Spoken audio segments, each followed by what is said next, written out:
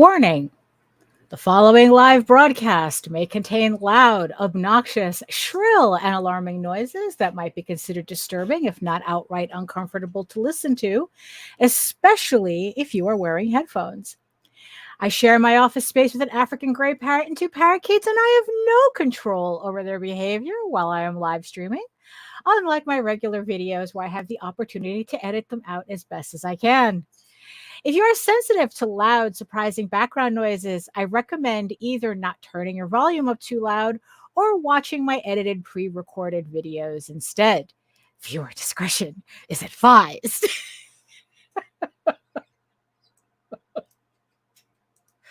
Oh my goodness. Hello, everybody. Hello. Oh my God. It's been a while since we've done one of these, right? Oh my goodness. Yes. So, as you can see, my layout is not the usual layout. For some reason, Streamyard is not allowing me to access anything else other than my microphone and this one camera that's in front of me. So my usual OBS setup, I can't, I'm unable to get it to recognize it. It won't recognize, StreamYard won't recognize my other cameras. And for some reason, when I plug in all my cameras, it only wants to go to the one that's like that I have as my overhead camera. Like it always like snaps to that one. Like it doesn't, like it only wants me to use that one. And it's like, no, I'm not taking down this entire thing that I have here just so StreamYard can be happy with that. No. So I had to unplug all my cameras. I had to unplug everything and just force StreamYard to broadcast out of this one camera. And because of that, I don't have my usual OBS setup. But that doesn't mean that we're not going to have a good show. It doesn't mean that I'm not going to be working. It's just that, it's not as fancy as I would like it to be. But hey, so yes, hello everybody. It's been a while. Hello HR, hello. And yes, I see you, my beautiful eyeball people watching from regions beyond. If you are watching from Facebook, come on over to YouTube, keep HR company in the chat. It's a lot easier for me to see everybody's comments in the chat. And if you're from Twitch, welcome. Still broadcasting to Twitch as well. So yeah, it's just that Facebook has a habit of acting up just like StreamYard apparently. And we've been having a problem with seeing people's comments on Facebook. So if you are on Facebook and you're commenting and it doesn't seem like I'm seeing it, it's because I'm not seeing it. So, hello, Lou. Hello. Yeah. So I don't know if we're still having this problem on Facebook or not, but you know what? Just come on over to YouTube. And while you're here, make sure you like, share, subscribe, and hit that notification bell so you get notified whenever any of my shows go live. So let's see what we got here. So I guess I might as well just do the whole intro and the whole thing before Efrain comes in, and tells and rings the bell to remind me, because I have a habit of just starting to talk and forget all of my cues. So hello everyone, my name is Daphne Lage and I'm a cartoonist, illustrator, and comic book artist from New York. I have been self-publishing since 1992, and you know what that means. With a few exceptions, the characters on this program are weird and peculiar and not to be trusted. Oh, I am known for the furry fantasy adventure Tall Tales, which returns to Kickstarter October 28th. With the first volume of the Tears of the Mother story arc, collecting issues 1 through 4 of this 8-issue limited series, which we will be working on today. So, so it's all thematic, all very thematic. Yes, and also Tall Tales is now available on Webtoon as well. So you can head on over to Webtoon and you can read Tall Tales for free there as well. It updates every Thursday. It's not in the scroll so if you're the type that prefers to read full pages, that's the format that we're going for here. So if you want to read Tall Tales for free, you can check it out on the website and on Webtoon as well.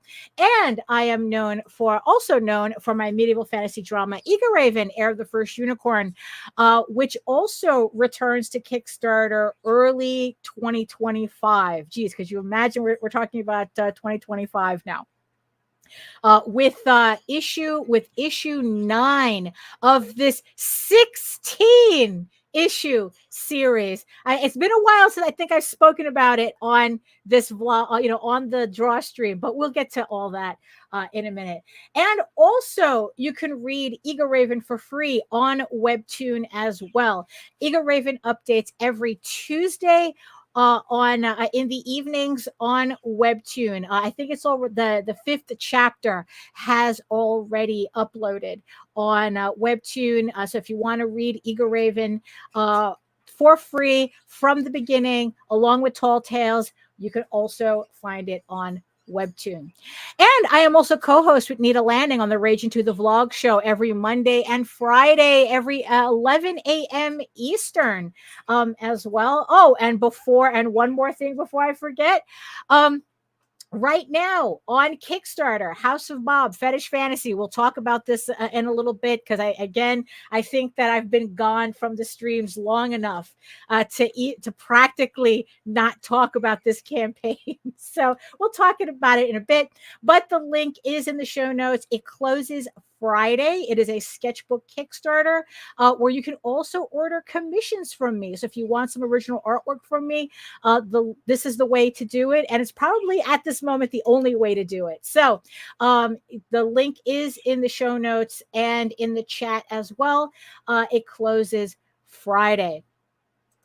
And also, you can read, like I said, not only can you read my comics on Webtoon, but you can read both my comics online at my website, egoworks.com, EGOWORKS, and Tall Tales, TAILS online.com.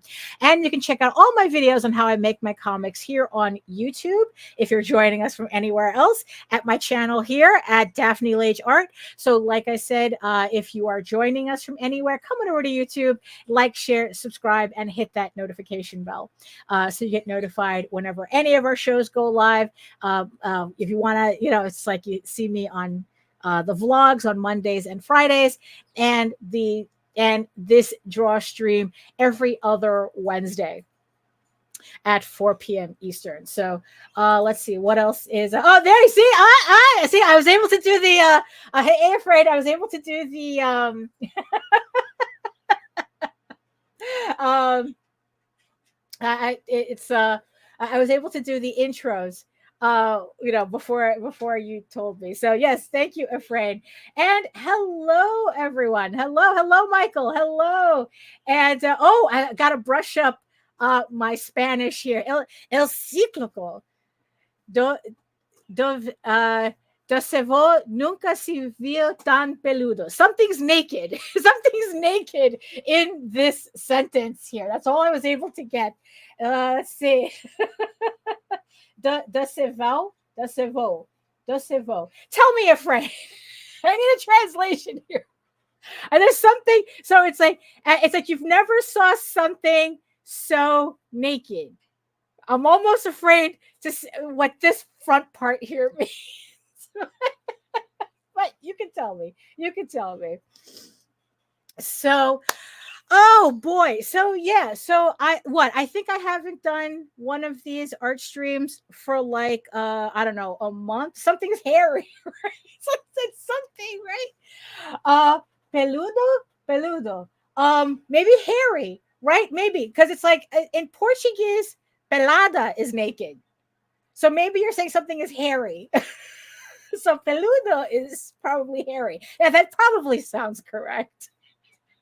Either way, I don't think anything good could come out of that sentence. Oh, it's the 12th. You're referencing the card here. Here we go. The 12th century never looked so furry. Boy, did I butcher that. But this is why, because my sister gave me, well, a while ago, she gave me a discount code for Duolingo, right? So I downloaded the app, and it's just kind of like trying to decide which language I want to learn, right? Apparently, I think Spanish might be the most important one, because I was thinking, oh, maybe I should catch up on my French or something. My French is horrible. But you know what? I think maybe Spanish might be the one I have to get Duolingo to practice with, because it's like, yeah. So yes. So, right? I agree. Yes, yes. Oh, hello, Julian. Hello. Welcome. Welcome. You don't want to hear me speak French. You don't want to hear me speak. No, no, no. I tried to do a vlog once with my really, really awful tourist French, and it was horrible. But then again, not that I was expecting anything, it's like I only know like enough French to kind of like find my way through Paris for a little bit, but it's awful. You don't want to hear it, right? So it's as bad as my Spanish. So, oh my goodness. So yeah, so I haven't been doing this live stream for about like it felt like a month and a half, right? I mean, I had a lot, mostly because I had a lot of personal things going on, but also like out of Nita was here too for about a week or so, and I'm not gonna run vlogs, or anything, I'm not gonna stream while I have company, so that wasn't gonna happen anyway. Uh, eventually, afraid. Go see Machu Picchu, sure.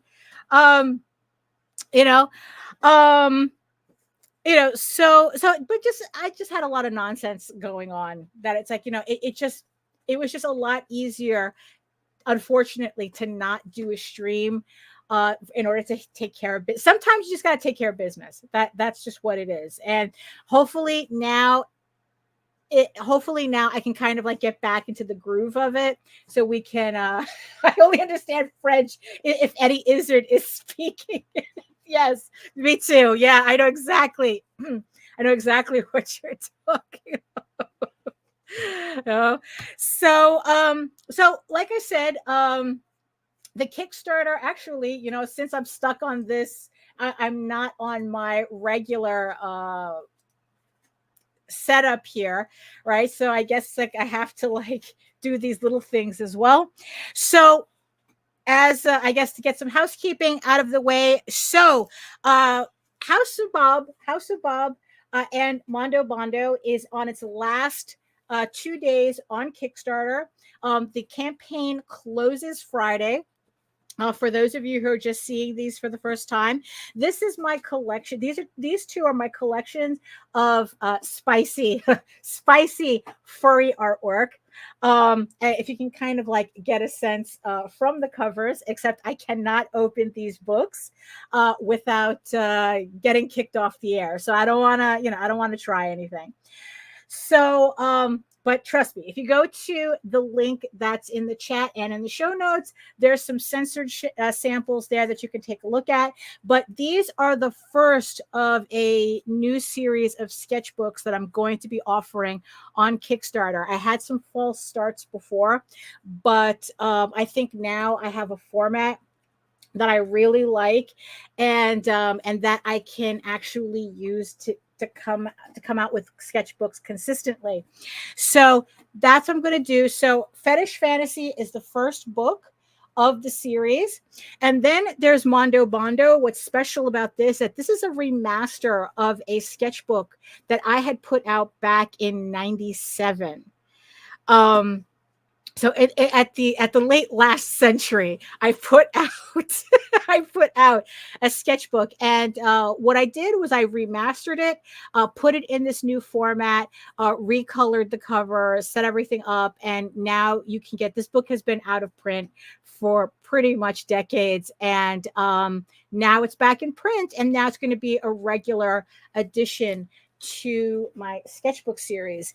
Now, for those of you who are looking for sketchbooks that aren't spicy, but these aren't available on the campaign, but I did get them proofed so that they will be available on next year's campaign.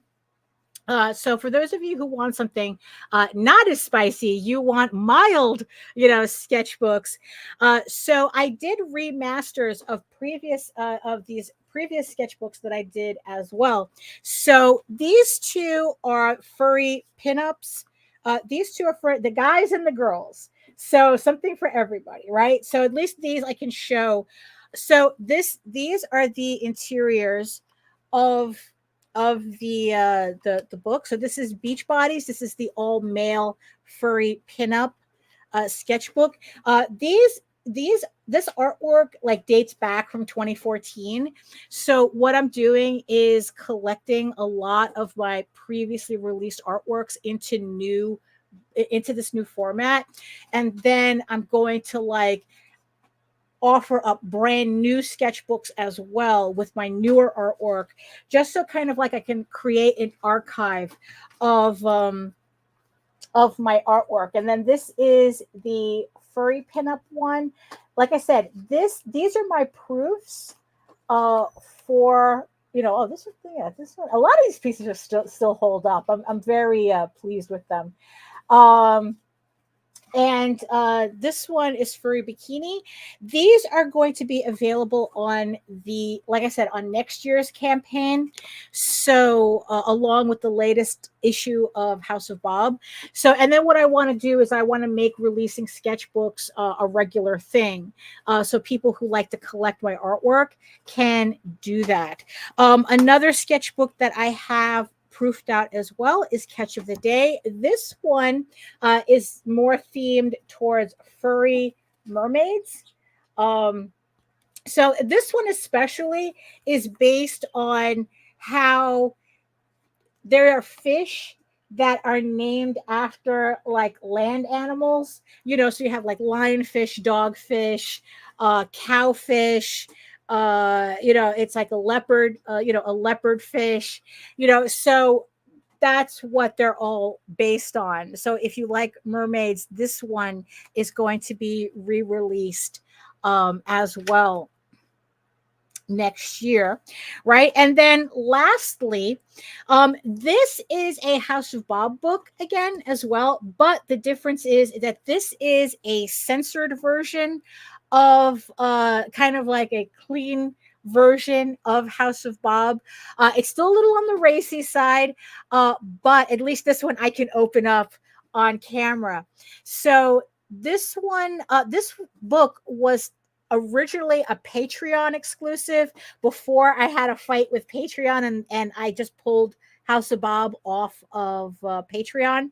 So this was a Patreon exclusive at the time, and now it's back in print. And as you can see here, I also color coded the sketchbooks as well. So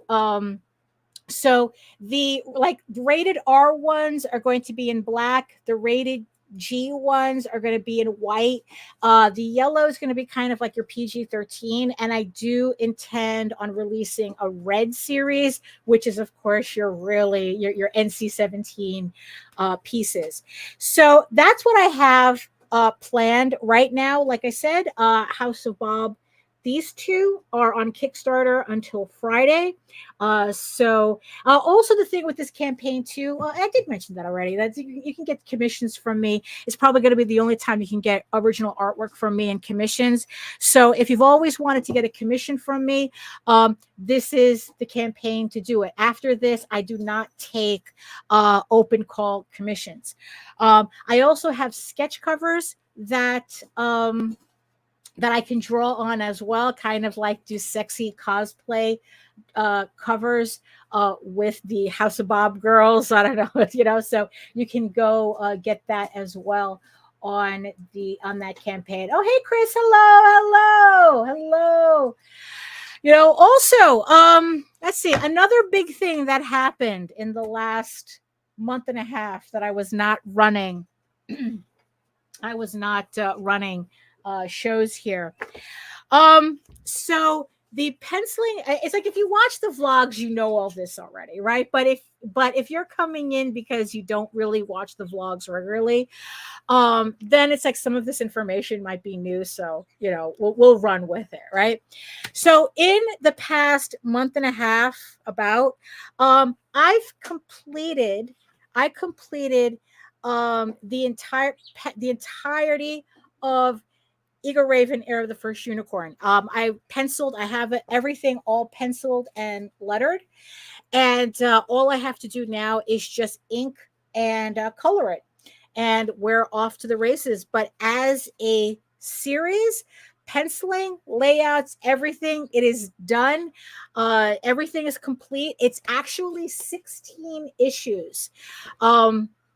I know that for the longest time, I was originally saying that it was 15 issues, but as I reached that last, was supposed to be issue 15, it filled the amount of pages that I needed, literally took up an extra issue on point.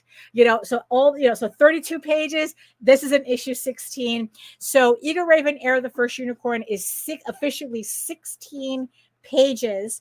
And no spoilers there. And yeah, and it's like, the layouts are done, everything is done. Like I said, I just need to ink and color it, and we're pretty much good to go.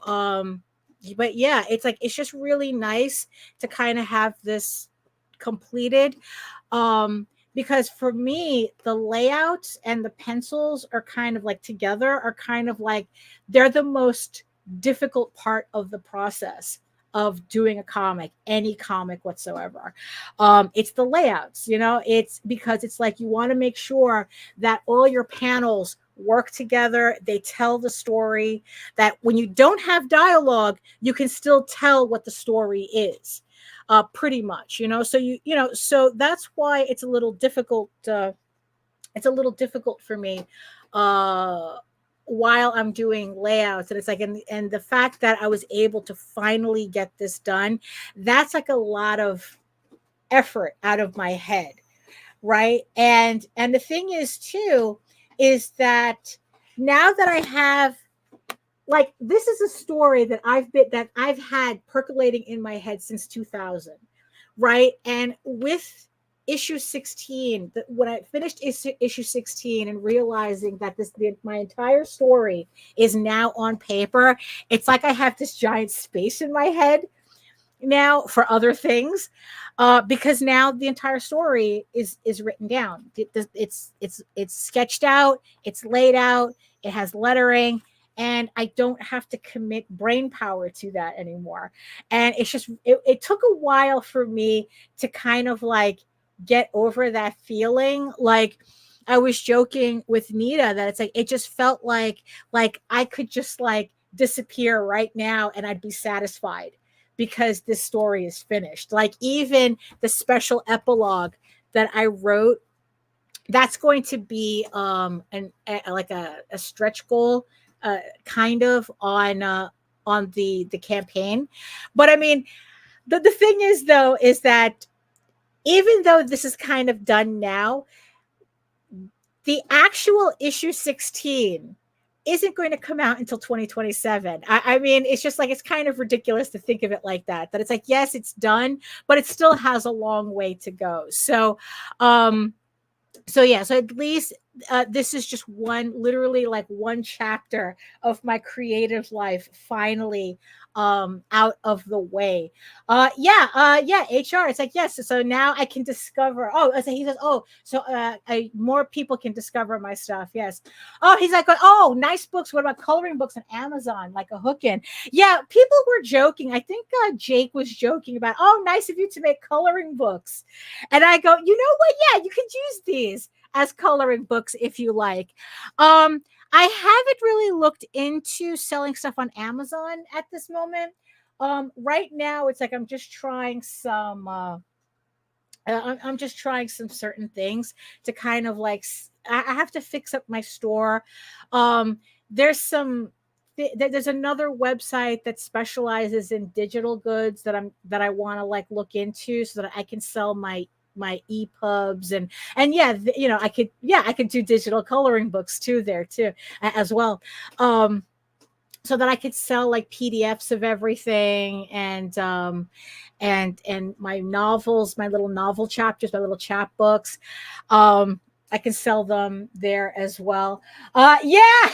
Yeah, that's exactly what it felt like. It's like, oh, glad that's out.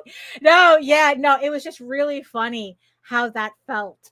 I'm still kind of getting over it, but it's not as bad as it was before because now I'm able to like move other projects into that space, which I have been. And as we're coming up to the half hour, I think I'm pretty much almost done with housekeeping here. So speaking of now having the brain space, right? So as you know, the other book that I have that I do is Tall Tales, which is my furry fantasy adventure that I do with JD Calderon.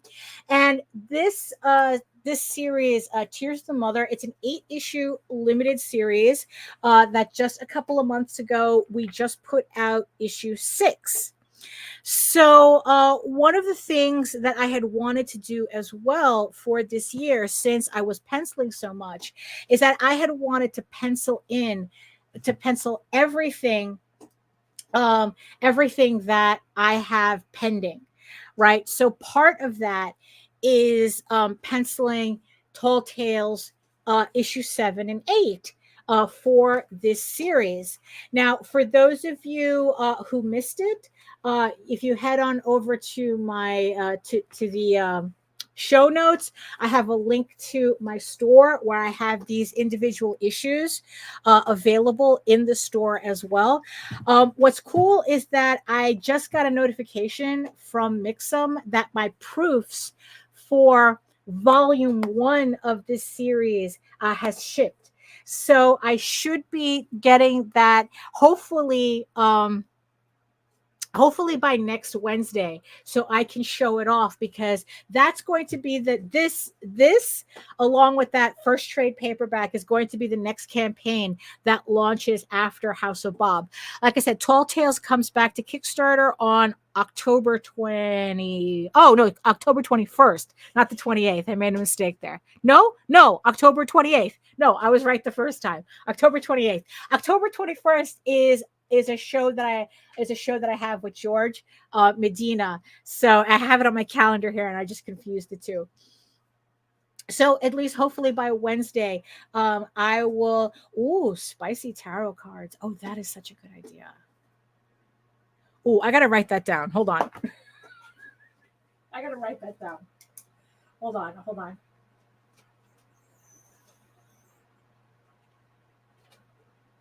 Because that would make such a nice sketchbook too. That's a nice theme. I like that. I really like that, HR. You see, this is why I missed having, the stream like this, because we get to bounce ideas off, right? But yeah, no, that's a really good idea. Definitely I'm going to keep that in mind. So, cuz that would make a nice sketchbook. That really would. So now I'm able to focus back on Tall Tales. And so here, okay, so let me just let's see. Like I said, I don't have my regular setup. Oh, why am I so tiny? Can I edit that? Can I? No. Cancel. Hold on. Can I make this larger? Can I do that? Hold on. I'm doing, no, it's cancel. Okay, so I'm going to cancel that. Discard changes. Okay. Why am I so tiny in this corner? Hold on. That's no good. I can't. Okay, so we're going to do it like this. Oh, happy birthday for October 21st, Chris. Happy advanced birthday. So here we go. So this is my file that I have in Clip Studio Paint for Tall Tales issue 7. Right. So this is how I start I start putting together my comics. So let me just bring my stuff out. So what's really cool is that I was able to fix my setup a bit. So now I have a little bit more space, and so it's very nice. It's very nice. The only thing though is that with this setup though, I can't bring in epidemic sound, which kind of annoys me. So we're kind of stuck with the annoying looping background music that Streamyard has. So let's see. What's a good one? Let's see. Acoustics cinematic.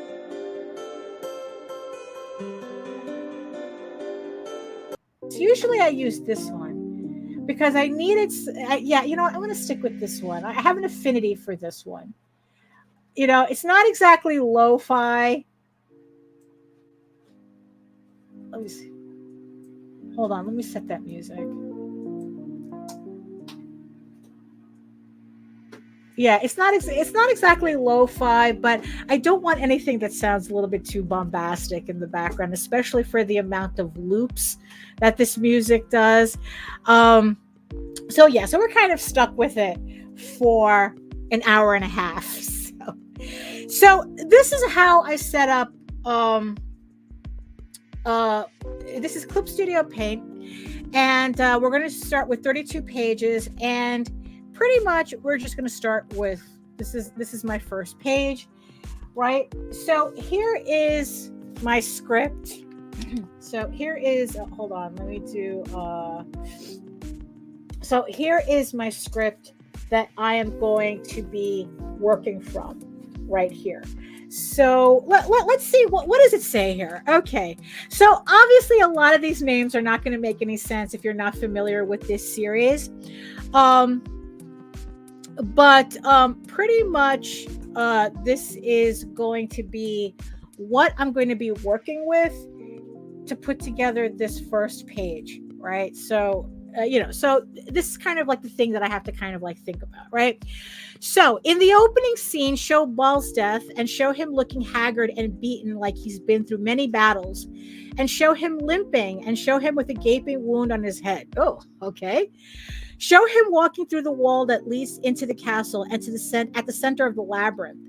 The place should look ravaged, like a huge battle had been fought there, and show him looking around him and spotting the fountain, and laying next to it, show Samuel hurt with a really bad wound to the gut, and he should also look beat up. Okay, that's a lot going on, right? So the thing is, though, the way I have it broken up already is that this information here actually takes up 2 pages. So I don't want to cram in all this info into this first page. So as you can see, the highlights is the dialogue that has to go into this, right? So what I was imagining, right, since this is the opening scene, right, for some reason, okay, so let's get our picture of the character that I need, okay, because I need my reference, right? So I am going to open, let me see, I'm going to open the trade paperback, because all my characters are there, and this is the character. This is the character that we're going to be drawing into that first page. So, yeah. Oh, hey, Melissa. Hello. Yes, we're back in business. Melissa goes, oh man, this is Clip Studio Paint EX. I figured if I was going to pay for Clip Studio, I just pay for the highest version. I'm at a point now where it's like, look, there's no reason for me to be cheap and get like a lower version just because it's cheaper, especially since Clip Studio is always running sales, and I'm going to need the higher version anyway, and so I thought about getting it for the ability to have multi-page files. I usually just save my pages separately. Oh, no. No, honestly, I think the ability to have everything, all the pages in one file, I think is worth the price just for that.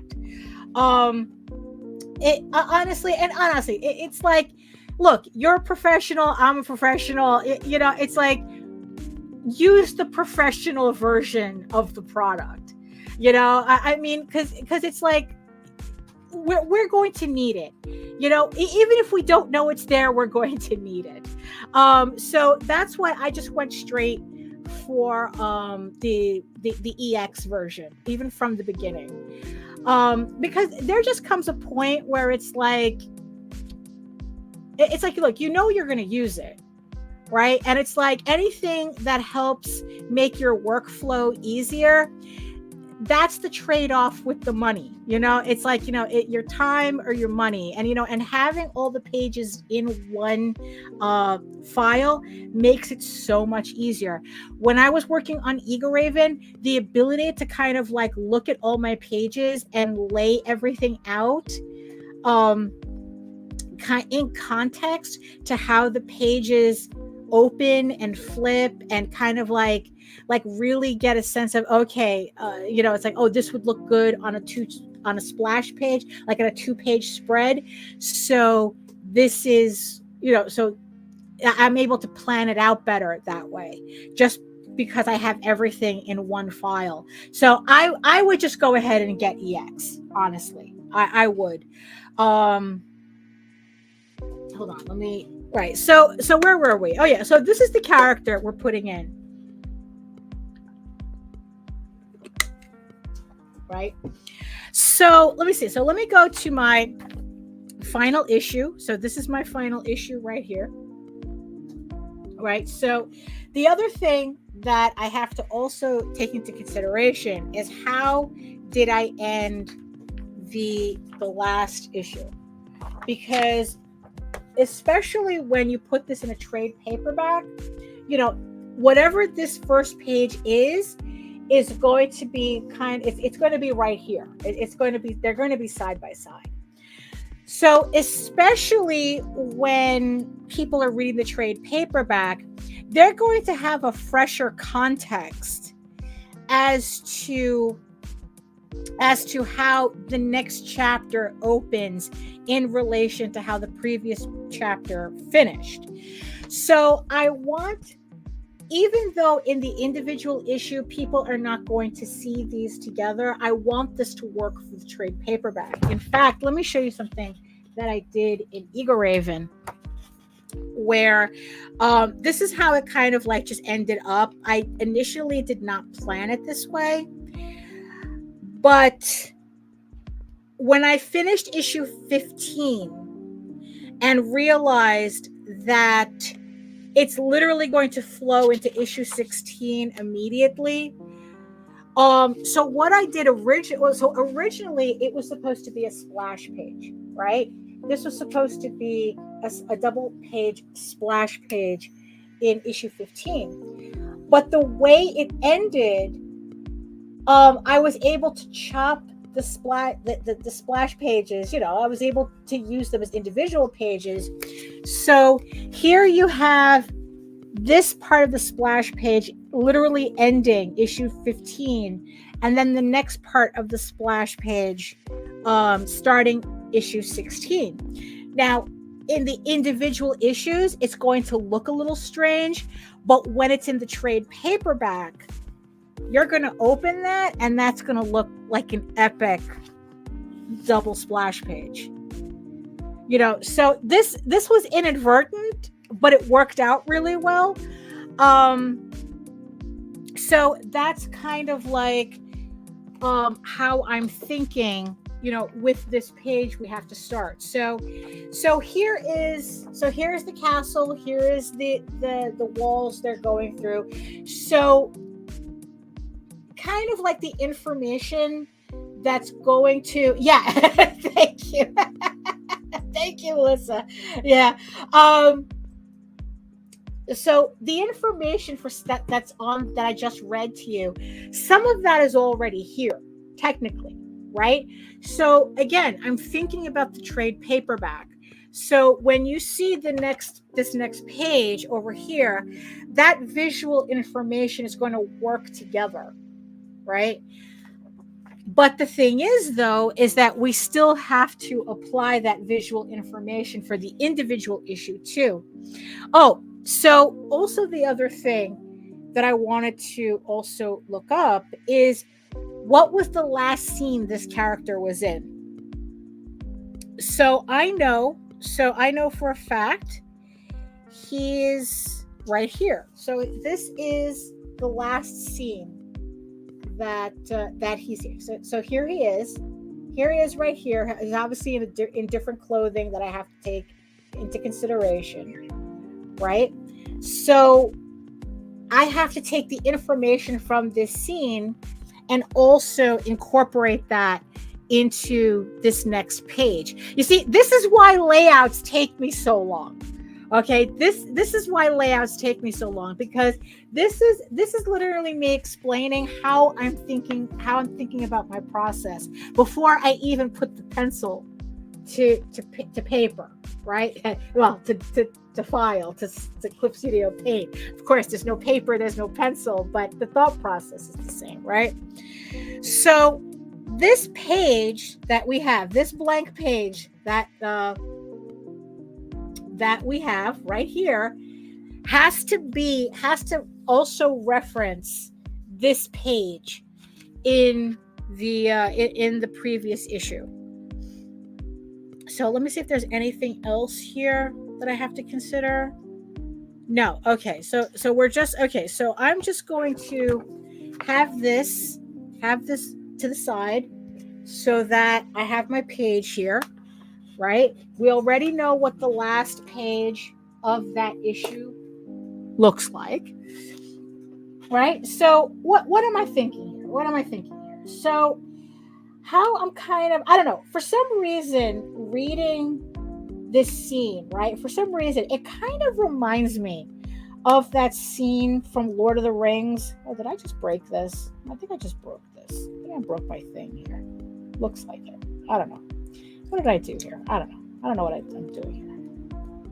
My little cover. What is this? I'm going to put it aside. I got distracted. So taking all this into consideration, what I keep thinking about, right, is that scene in Lord of the Rings where the Fellowship is like finally, I think it's near Weathertop.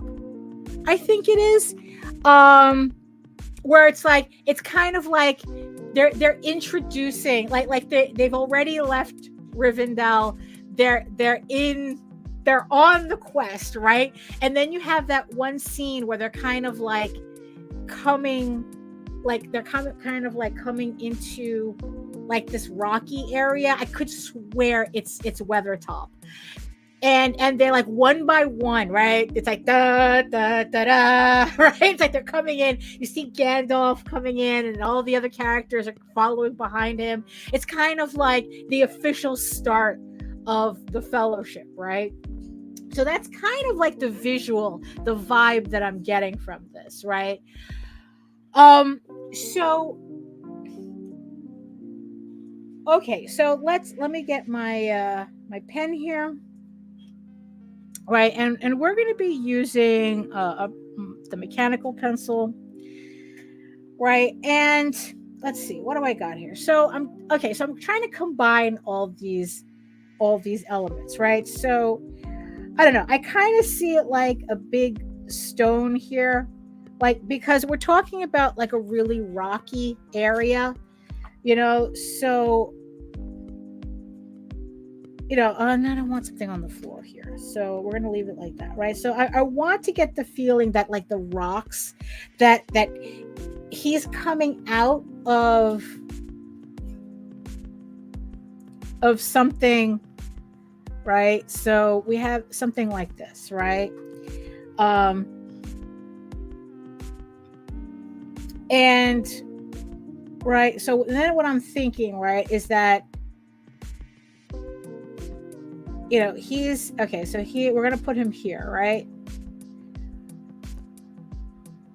We're going to put him here, and I'm going to have him. I want him like kind of like bracing the rock here. because it's like, he's been fighting, he's got the right, so he's got the gash in his head. It's like things are not like he's just like up to here, he's just fed up, right? So so we're gonna put him, so we're going to, let's see, we're gonna do that, right?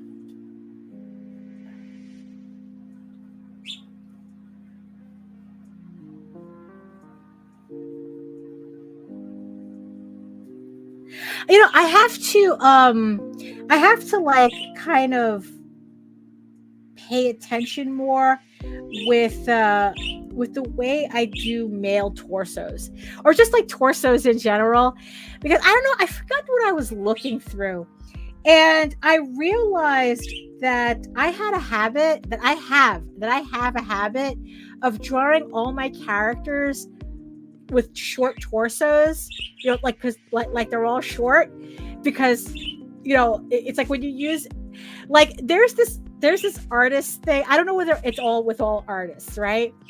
But it's kind of like how your art kind of looks like you. I mean, it's like you ever see that phenomenon where someone's drawing and like the characters in the draw, like, have you ever had that thing where you look at someone's artwork and you look at them and you go, oh yeah, that's definitely their artwork because the characters look like them? Not kind of like in a self-portrait kind of way, but the fact that like it's the same body type, like it's the artist's body type. And the other day I kind of like realized, like, oh, I have a habit of drawing everybody with short torsos because that's what I have, right? And I was kind of like, I think I was watching MMA the other day. Jose was watching a pay-per-view. And I was literally there counting the abs on all the guys to kind of figure out, like, am I drawing this right? I mean, it was just so stupid. It's like I'm sitting there, everybody that comes out, it's like, okay, it's like from the bottom of their chest, right? I forgot what that's called. I think the sternum is up here, so I guess whatever the bottom, like the bottom of the rib cage, kind of like right under your chest, right? And then it's like you have one set of abs, another set of abs, and then the belly button, right? It's like, well, but then people would know it's you, right? It's your artwork, right? Oh, that's the potato guy. So I'm sitting there like a friggin' maniac counting all the fighters' abs as to like, how is it that some people only have like 2 sets of abs and then there's the navel, right? And then some people have a 3rd set of abs and there's the navel, right? And it's like, I think most of the guys that I was counting had 2 sets of abs than the navel. But again, it was kind of like, which is what I try to do. It's like, okay, the chest, ab, navel. And then you just work from there and just keep continuing.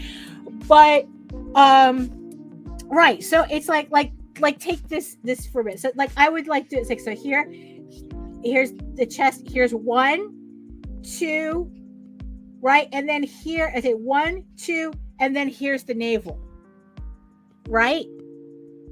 Right. But I think sometimes I've seen, I've seen some artists, and I think I must have seen some models too, where it's like, it's 1, 2, and the navel is here. And it's like, that has to be wrong.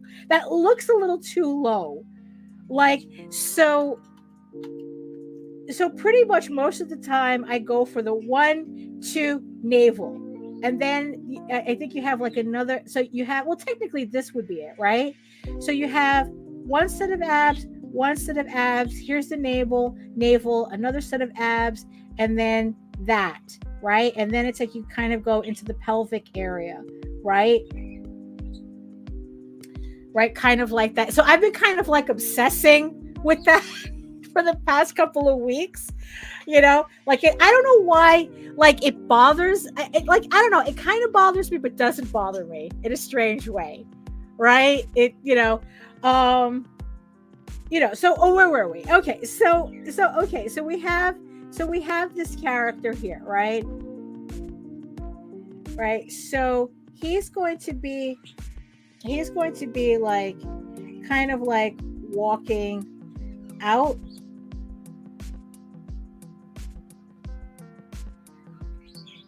Like that, just like that scene in Lord of the Rings, right? Where they're kind of like just climbing out of like the rock formation, right? Except he's just going to be like just kind of like that, right? Like I'm not sure what I want him doing with this other hand yet. Hold on, let me see. Do I have him? Okay, so according to my page here, right? When last I drew this character properly in a page, right? So this character is kind of like an aristocrat, right? So he goes into this enchanted maze. Let's set the scene, right? He goes into this enchanted maze and he's surrounded by people who are fighting for him.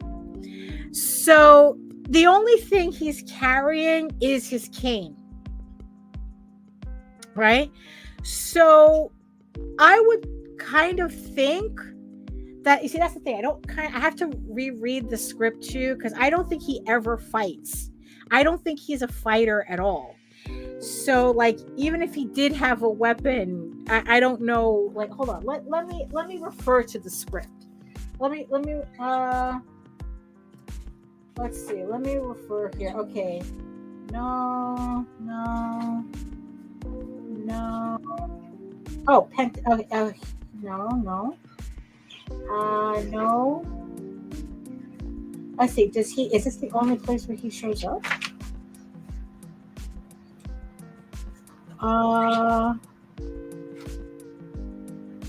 Let me see.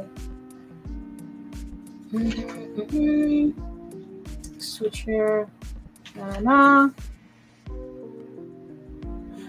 Okay. So you know what? I don't think he ever comes back. I think. Oh my God! This is the Helm's Deep scene. Jose has me doing a whole Helm's Deep scene in this. I don't think does this character ever come back? I don't see his name again.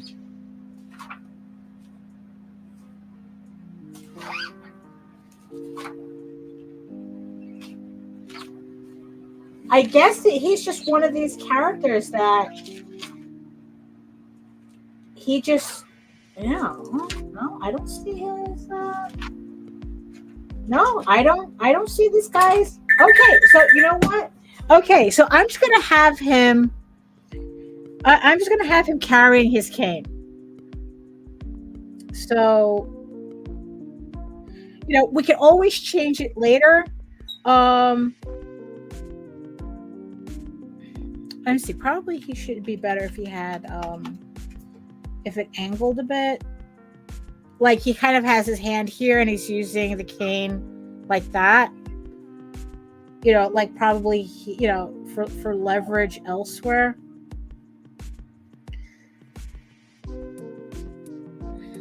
You know, kind of like that. Right. And then it's like, I'm going to put in the rest of the background. So we're going to, so we want it to look really rocky because, you know, the environment that he's coming out of, remember, kind of like looks like that. So that's how I'm going to kind of like sketch out the background as well.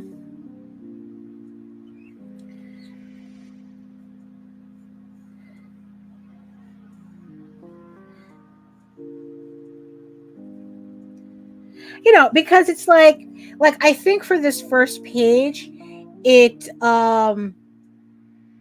you know, it's like we don't need to like really start off with something like we just want to get a sense that it's like, holy shit, it's like this guy looks like he's been through a lot. What happened, right? So, you know, we're going to, yeah, so we're going to do that. And then it's like, I don't know, maybe kind of like give a sense of more of these like never-ending rock formations in the background, maybe. Right? You know, like that, you know, and you know, and maybe because it's dark, right? Maybe we'll have like a little light thing there. So it kind of like looks like this, right? I mean, yeah, it's like that's, you know, I think let me see. Let me okay, so I'm gonna bring him in a little bit more right there. Because I want to be able to see more of the cane. So yeah, so we're just gonna bring that in a little bit more.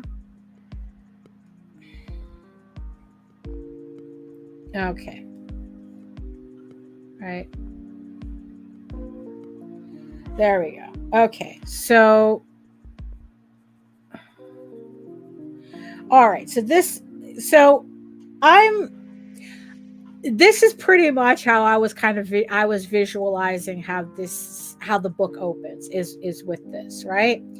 So now what I'm going to do, right? So because I'm thinking it's like, oh, should I continue? Should I pencil out? What do you guys want to see? Do you want to see me continue, finish this page essentially, or do you want to see me lay out the rest of the scene, the 2 pages? Because like I said, this scene is about 2 pages. So what do you want to see? Do you want to see me finish this page, or do you want me to kind of lay out the rest of the scene? All right, what do we have? What does the jury say? What does the jury say?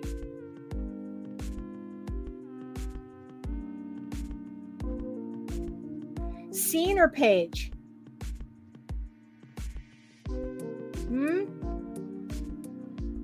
Bueller?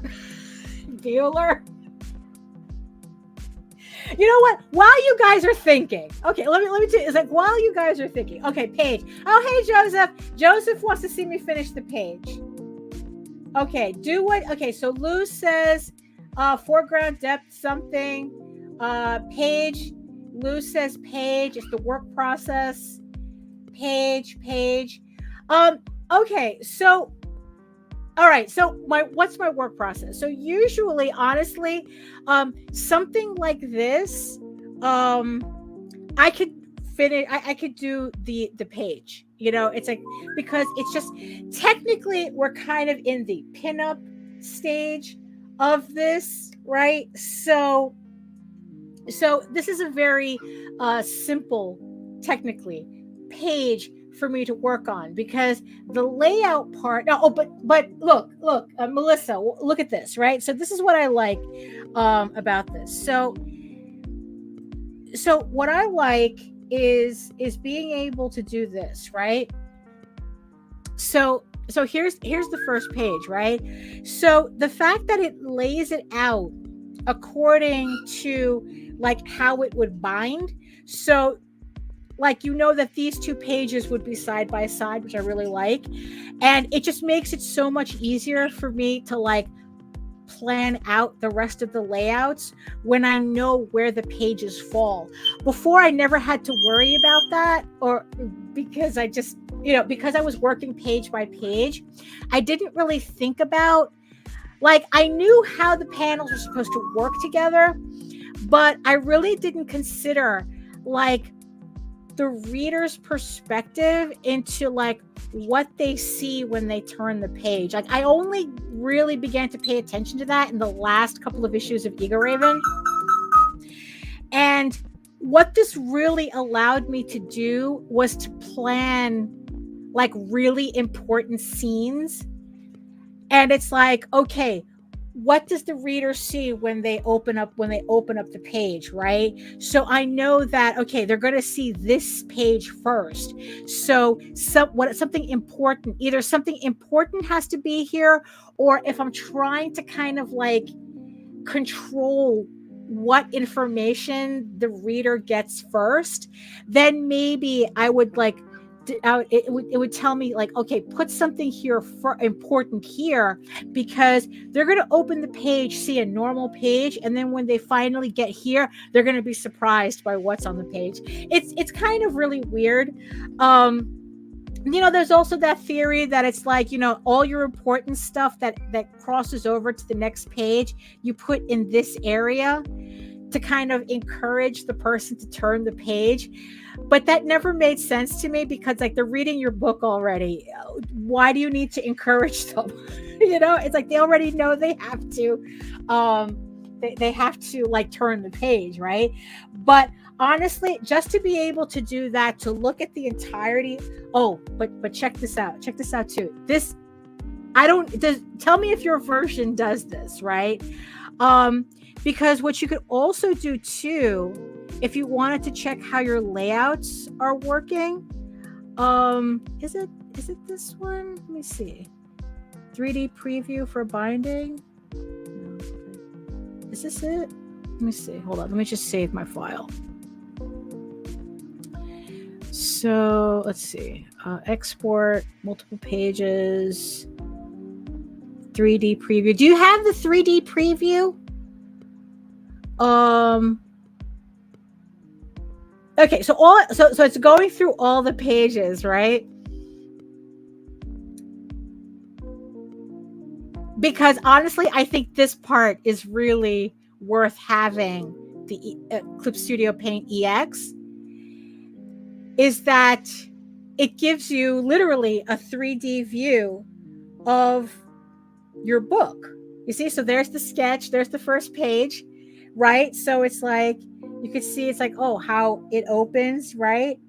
And then it'll show you how your artwork is looking on the page, right? I mean, I was using this constantly, right? So I would highly recommend it if you said that you don't, yeah, you know what? Yeah.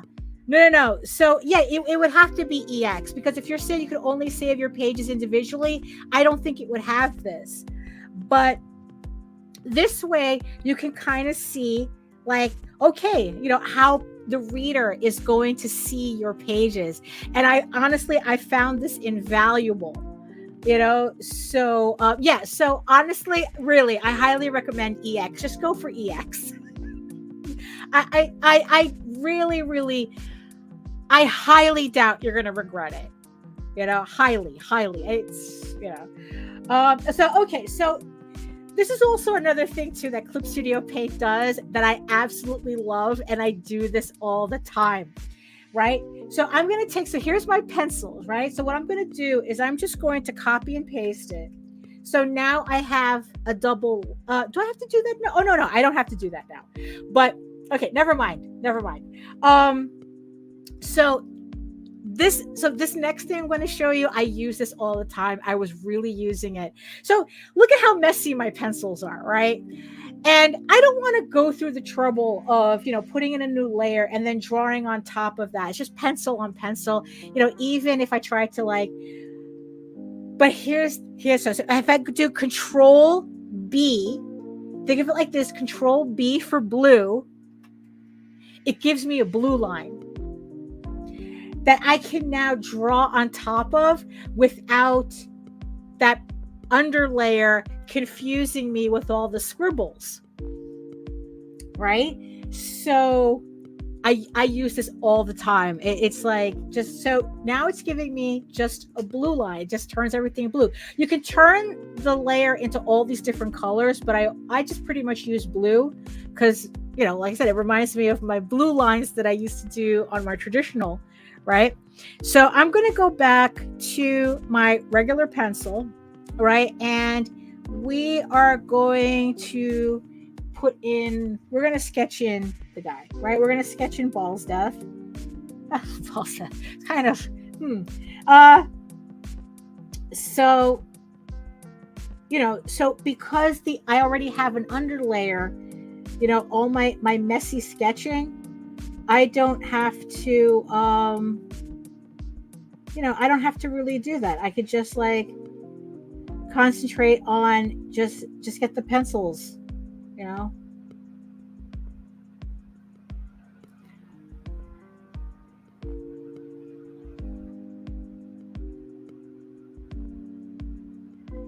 right?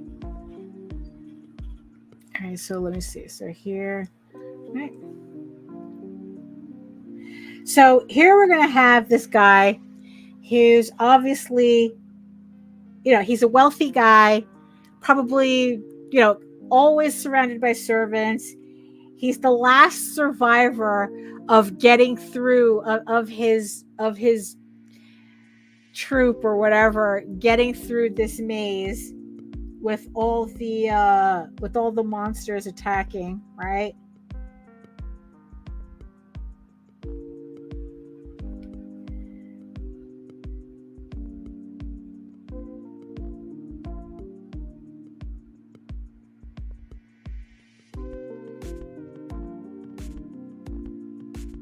Oh, and here's also another thing too that I really liked, which is also part of the reason why I was able to get Ego Raven penciled out as quickly as I was able to. Because honestly, if I was doing Ego Raven or any of these pages traditionally, I wouldn't be ahead as much as I am now. So, I'm just here penciling, minding my own business, right? Just, let's see.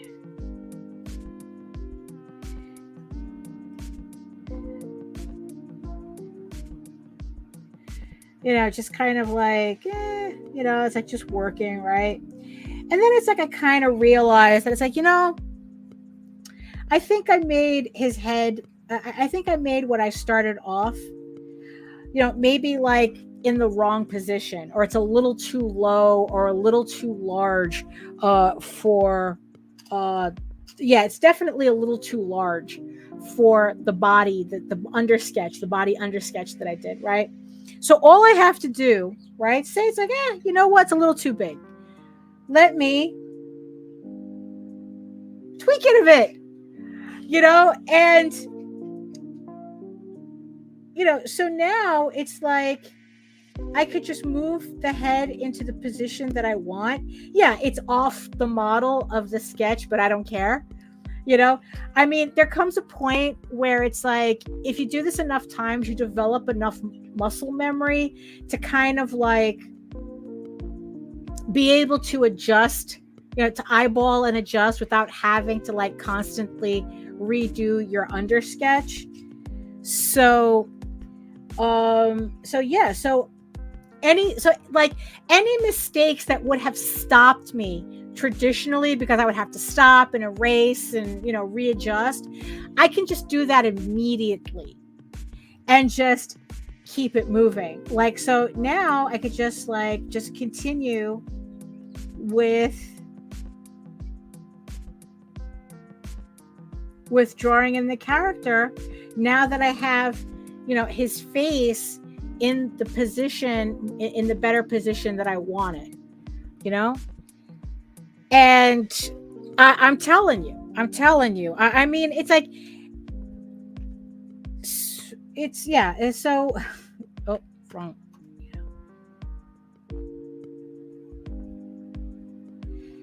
Right. So now it's like, so we're going to have,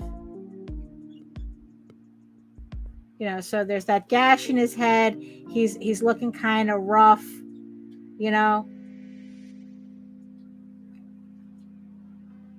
probably got bags under his eyes, so, right. And right, so we're going to put in his little stripes here. Right. Oh, and also I forgot to tell you.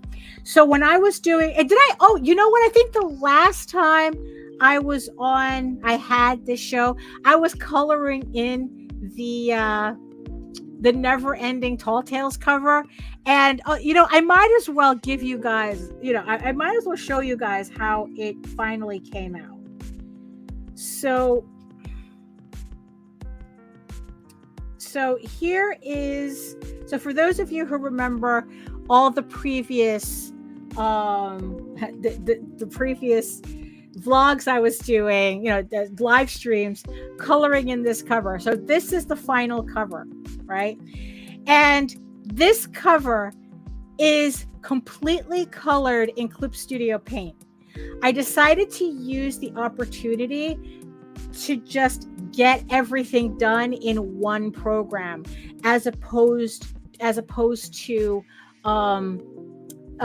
like bringing it back and forth. Yeah, it really is. It really is. And mind you, this isn't even all the characters of the story. I swear. It's like it took so long for me to decide who was going to end up on this cover. There are so many characters in Tall Tales, it's not even funny. Cast of thousands. And I had wanted to finally get used to the idea of coloring in Clip Studio. So I don't have to go back and forth with Photoshop. Not that I don't like Photoshop. I'm not getting rid of my Adobe suite, no matter how expensive it is, because it is way too valuable for me. So, but I wanted to be able to consolidate my workflow into one program for 90% of it. The actual cover I put together in Photoshop, but the coloring itself, all the characters were individually colored in Clip Studio Paint. So I thought it was like a pretty interesting experiment, because when I start this is how I colored in the characters individually and then dropped them into their file, their cover file in Photoshop. But pretty much all the elements were colored in Clip Studio Paint, because what I want to get to doing, what I want my workflow to look like, is that I'm doing 90% of the work in Clip Studio Paint, so that I don't have to. So it's like, if I, for some reason, say that I finish penciling this page, right? And I decide, you know what, I feel like inking it, right? So I go ahead and ink it, right? And then I go, you know what, I feel like coloring it, even though the rest of the book isn't done, right? Like, you know what, I feel like coloring, because sometimes when you're working on this many pages, it's kind of good to break up what you're doing. Now, when I was penciling Ego Raven, I was kind of like full speed ahead on the pencils. That's all I really wanted to do. But once I start inking it, the thought is that if I feel like coloring a page at that moment, I could do that too. Like if I finish a panel and I figured, oh, this panel, I can't wait to see this panel in color, I could just do it in Clip Studio Paint and just do everything together, so that now I have the entire art file in one place, in one program. Lettering is still going to get done in Illustrator, because that's just what I do. I don't like the lettering in Clip Studio, and I prefer to use the Nate Pecos method from Blambot, and he uses Illustrator. I'd rather do that. Also, doing the actual layouts and the cover arts, like that's for InDesign, so I'm going to use InDesign for that. But the actual artwork, I want to bring everything back. I want to bring all of that into Clip Studio Paint. So, okay, so all right, so here we are. All right, so far so good. I like the way I like how he's looking. He's looking haggard. All right, we were kind of, and it's like, let's see. So I don't know. I kind of like the idea that, I kind of like the idea that this ear is turned and this one is forward. So we're gonna leave that, right? So okay, so now what I'm going to do is, let's see, I I think he might still be a little too big. Yeah, his head's a little too big still. So there we go. So we'll just continue adjusting until we're good with it. Yeah, I think that's much better. So HR says, yeah, it's always interesting to hear how others do it. Always pick something up. Yeah, there is no, I think that there's still a fallacy that there's a correct way to do things, and there isn't really. There is no correct way to do things.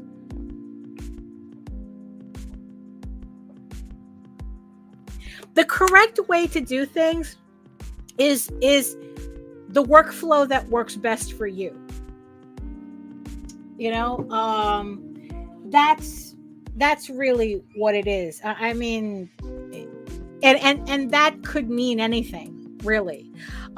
Before, my workflow was jumping between Clip Studio Paint and Photoshop. Now I'm trying to like consolidate it into one program. You know, and it's like some people, they only want to do pencils, inks, then color, and that was originally my workflow. But nowadays I'm kind of feeling like, oh, you know, maybe if I could just, you know, oh, I like this panel, let me ink that in and color that in just so I can have it, you know. It's like, oh, this panel would look really good as a postcard or as some like promotional material. Let me finish that in, you know. I mean, I'm still working on the rest of the book, but now it's like slowly you're getting like these bits and pieces done. So yes, done. Melissa's saying done is the correct way to do things. Yes, done is the correct way. Yes, whatever workflow allows you to finish your work, that's the right way to do it. You know, so okay, so now what I'm going to do is I am going to again kind of like, I don't want to, so I just want to put in, you know, like a little bit more, not a little bit more detail in his body before I put on his clothing. So we're going to do that, right? So we're just, you know, so we're just going to like do that.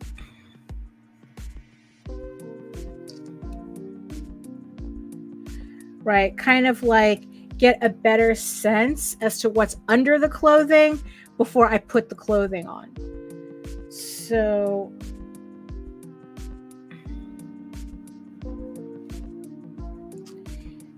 yeah, so at least you see, because also the thing is with the belly button, right, with the navel, right, the reason why I'm kind of like, where does the navel go? You know, it's like, how many abs does it take to put a navel? Right, going back to that thing, right, is that the navel is always where it kind of tells me where the belt goes. And then it's like, you know, and then it's like, it feels like I kind of like have everything in the right position. Okay, so all right, so we're going to put, so here's his navel. So we're going to finally put in his belt, right?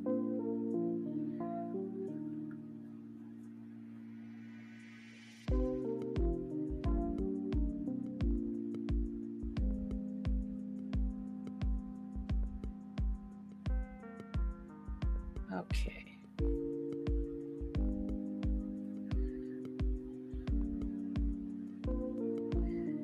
Right, and then it's like he has this layer of scale mail that he's wearing, right? And then he has a tunic underneath, or at least another layer underneath, like that.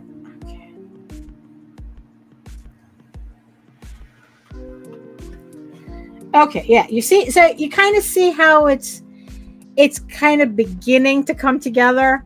You know, it's like these messy sketches, and then it's like, okay, yeah, that's yeah, definitely. Yeah. So, like, so it kind of gives you, okay, so this is literally what the pencils look like so far, right?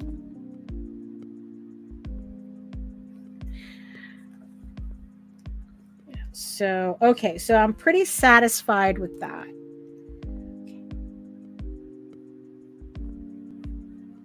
Okay. So I'm going to do the same thing here. Just kind of like just get enough. Okay. And then let's see, what do we have here? So he has, okay, so he has like this cowl thing. So, okay, so I'm going to cover his neck here.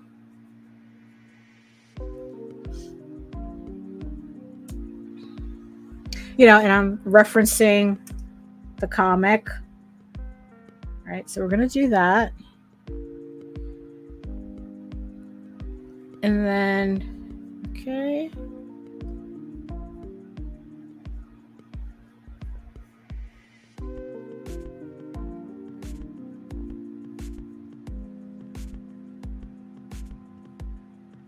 Okay, so actually he has, okay, all right, so this part actually covers here. So let me erase that. Okay, so this, all right, so this comes right here.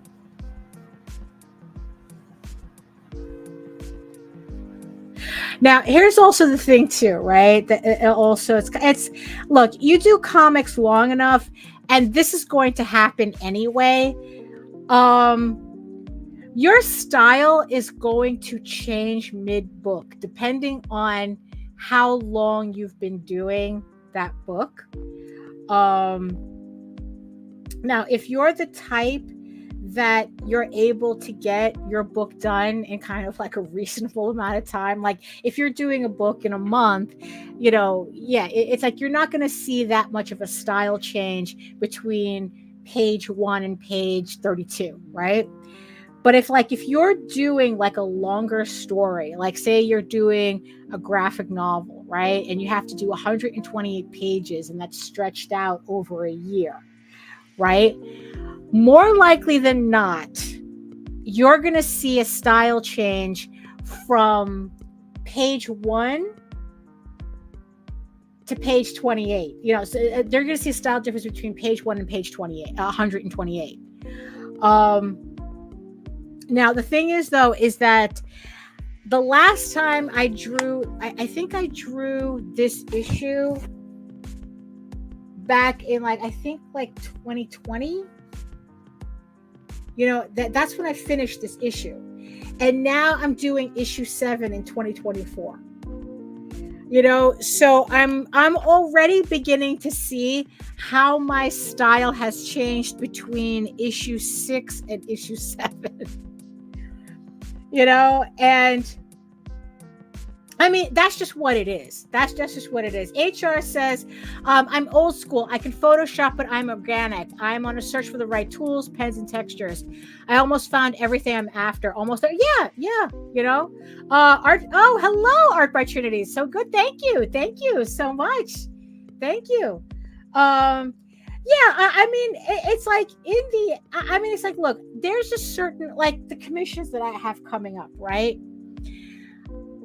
I think all of those commissions I'm going to be doing penciling by hand.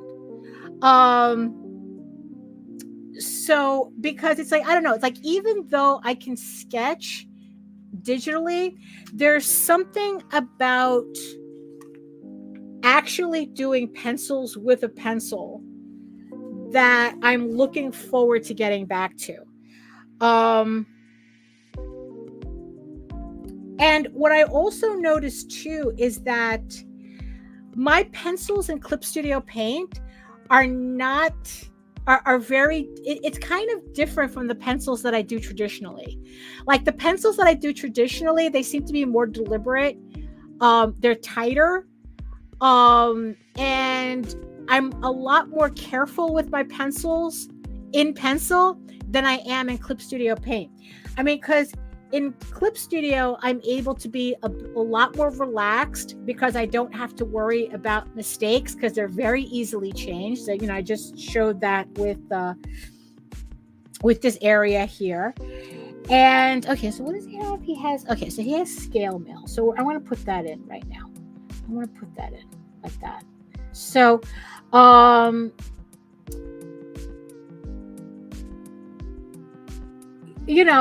it's like that. Like I do notice that I function differently depending on what I'm using. If I'm using traditional media, like I said, I'm a lot more deliberate.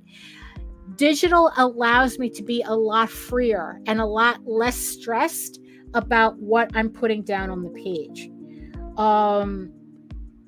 So that's why. So with these commissions, even though I have a couple of digital commissions, I will be doing the pencils in pencil. So then that way, the people who commission, they have a hard copy, like an actual piece of artwork. They'll have the file of the digital, of the finished digital piece. But what I like doing is I like sending a printout of the digital piece with the original piece that is kind of like the underlay for that. For the blue lines, pretty much. I like sending them the blue lines.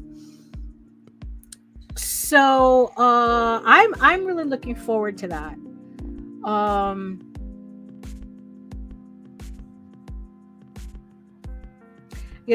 mean, in the end, it's like, I think it's good to be able to like switch back and forth like that.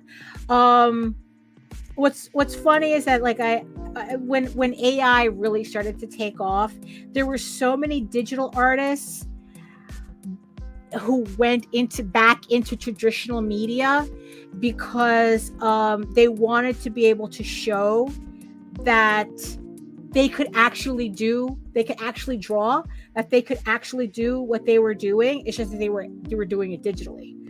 But if they wanted, it's like, I usually do my covers digitally, but here's a watercolor that I did. Here's me using colored pencils. Here's me doing a sketch cover. And it was just really interesting to see that, because I think it's important, because I think that it also trains different parts of the brain. Because like I said, it's like when I'm sketching, it just feels different mentally when I'm doing it in Clip Studio Paint than when I'm actually sketching. You know what? It's kind of like the difference between running on a treadmill and actually running outside. It's literally feels like two different things. I really gotta get back into doing that, but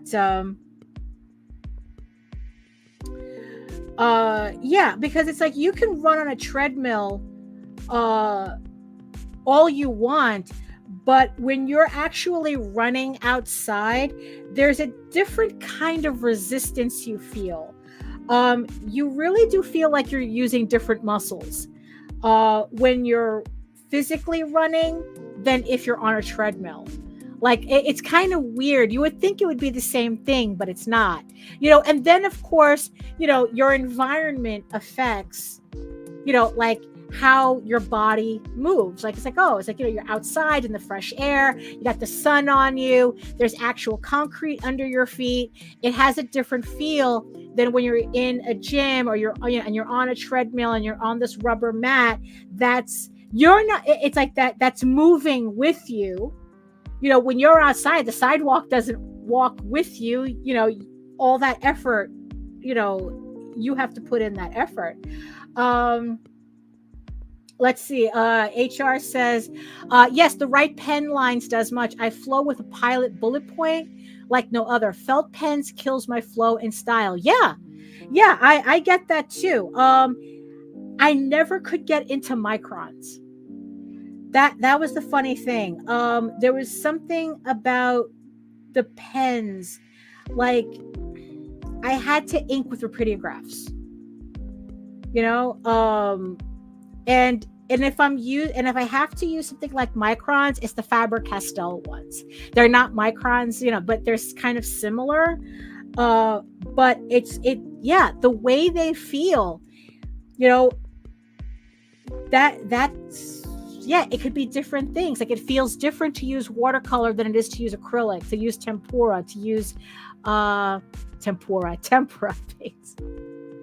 Well, it's like, look, there are people who paint with teas. It's like, why shouldn't there be people who paint with fried shrimp? Um, uh, what is it? It's like, yeah, oils feel different from acrylic. Yeah, the medium, depending on what you're using, that also changes how you relate to that medium, to that thing, let's see, what do I got here? Okay, he just gets right here. That's all he gets. So yeah, so it's the same thing with physical media and digital media. So it's like, so if I highly recommend people switch between the two, just at least to keep your brain on point, because it really does feel like a different thing. Yes, it's a science to find your tools. It really is. It really is. Finding the right tools, finding the right paper. I mean, really the right paints, the different brands, what different brands mean. Yeah.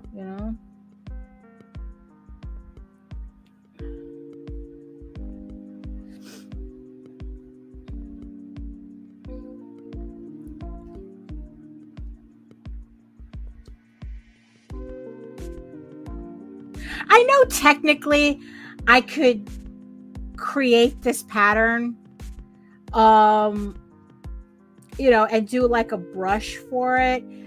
But I don't know, there's something satisfying about just doing it this way. I mean, there's certain patterns like I know I have to, like, there's certain patterns that I use all the time that I know would just do me well to make brushes out of them. Like there's a certain way I do chainmail. A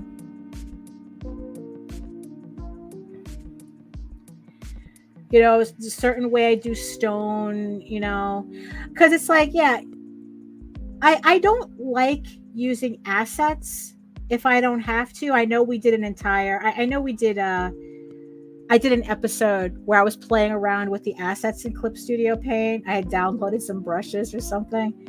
And it was pretty cool, but it's like I like I don't know, I just like drawing stuff in manually.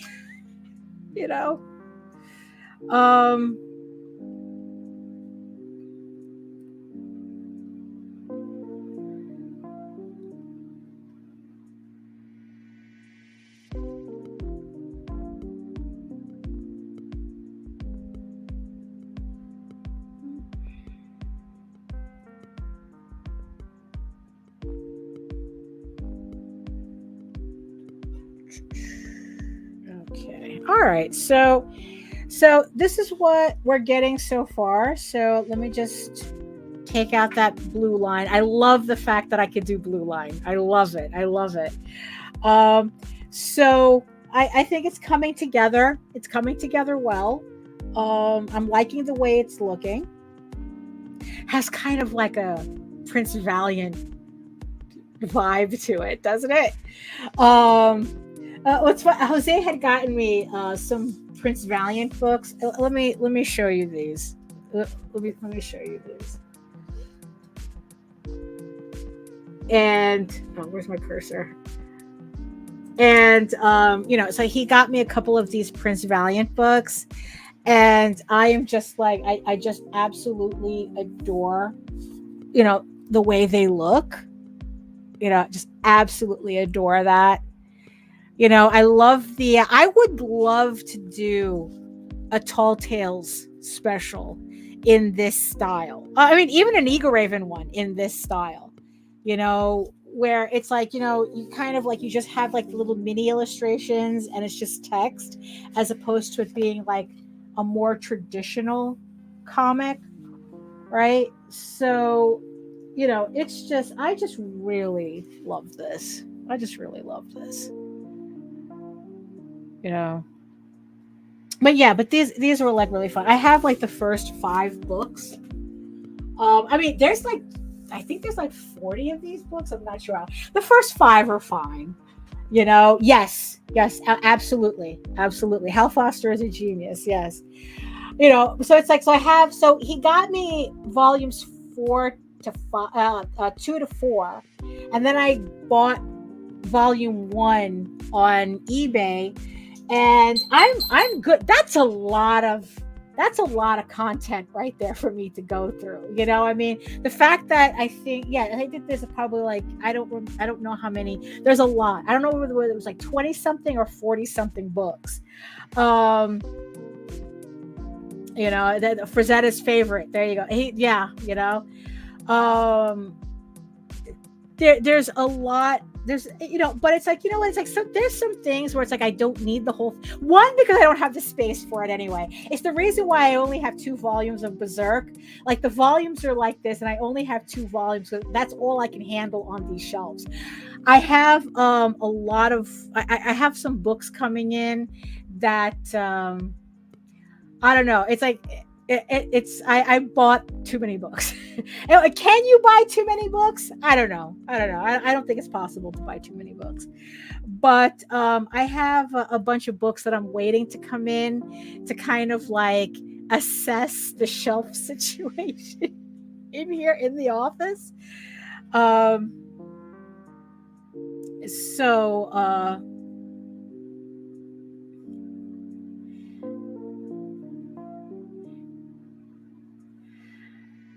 it's like, so that'll gauge for me as to like whether I can buy more volumes if I see it. There's a bookstore in this city. What is it? Books A Million? No, not Books A Million. Book Off, right? A lot of like used books, and I want to go there, but I'm afraid to, because it's like, if I see books at a good price, it might be too dangerous for me. Because I really like, I had this space completely redone, because we had a flooding problem, and I had to empty out the office, get that fixed. Yes, the never ending quest for more shelf space. Yeah. Oh, that's not too bad. Usually my hands suck, but it kind of works. It kind of works today. It's kind of working today, so we'll take it. We'll take what we can get.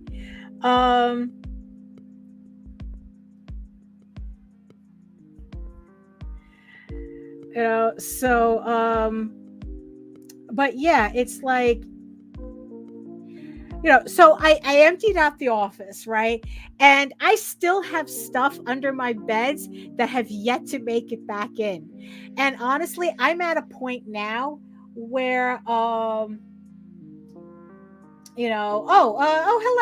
Marcus. Hello there. So, if you miss, a lot of, so if you missed, the beginning of the show, I'm working in Clip Studio Paint. I'm working on my comic Tall Tales in Clip Studio Paint, and and I'm just getting this first page done. Trying to get this first page done, because it's like the hardest part about doing a comic. I think, what, surprisingly, I think a lot of people do too. Yeah, there comes a point where it's like, well, I'm going to be hungry anyway, so I might as well have a little bit of pleasure, hold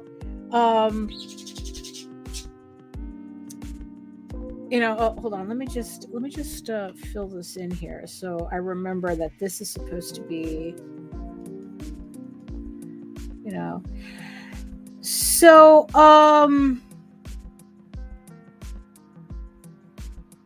okay.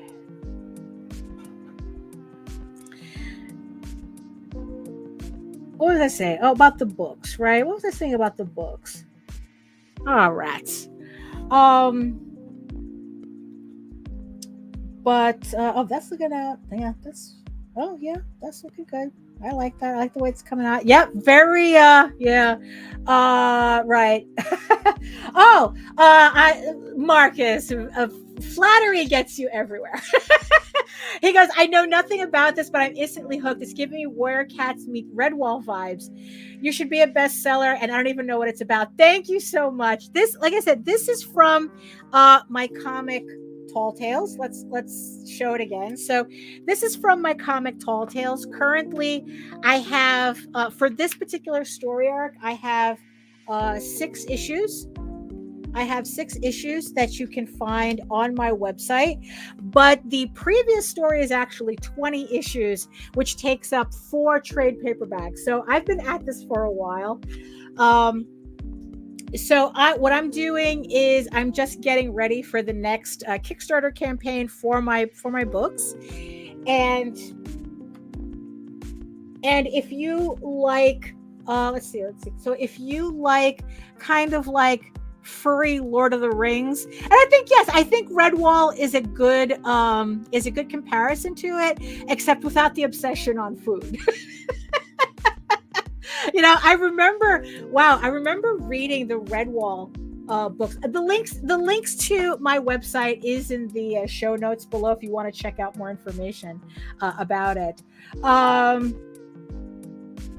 No, not libraries, not yet. Right now, we're just selling the books direct.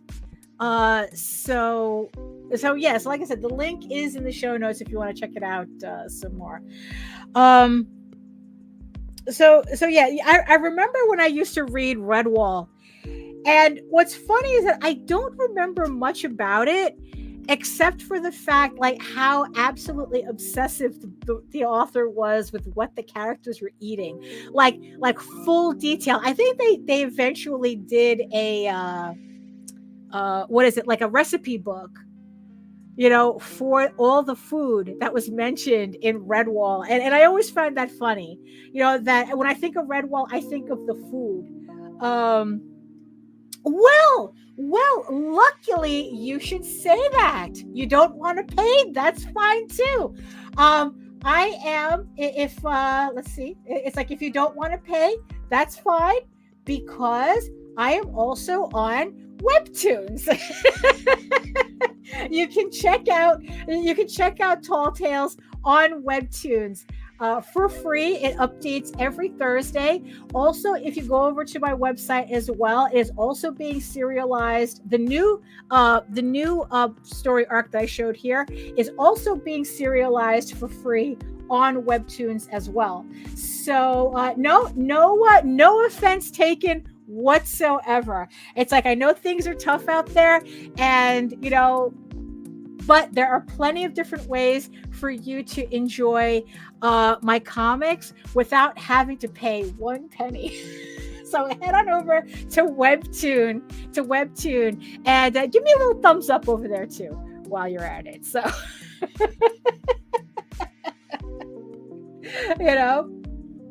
yeah.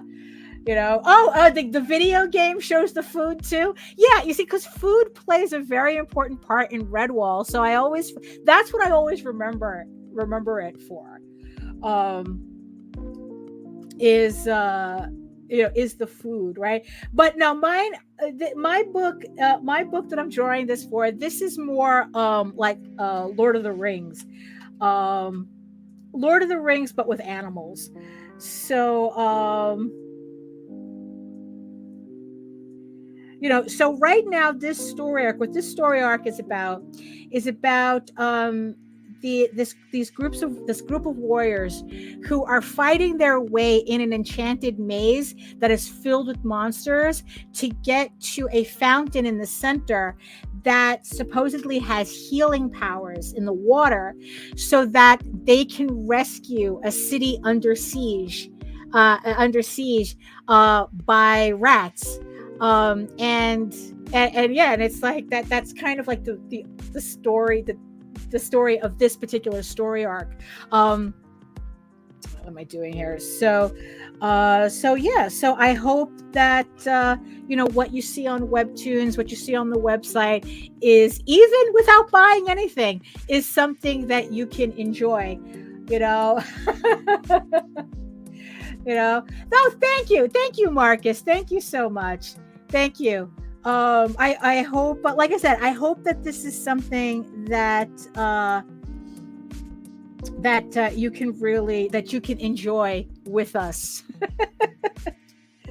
Because I have 2 more issues for this story arc to finish. So yeah. Let's see. So right now, let's see.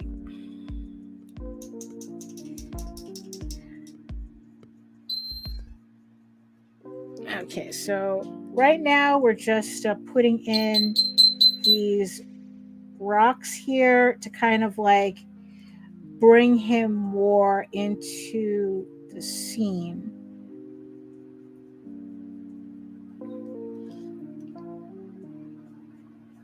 It's like, what is it? There was a thing that I don't remember who saw it, who said it, but it was like, love drawing backgrounds the way you love drawing your characters. And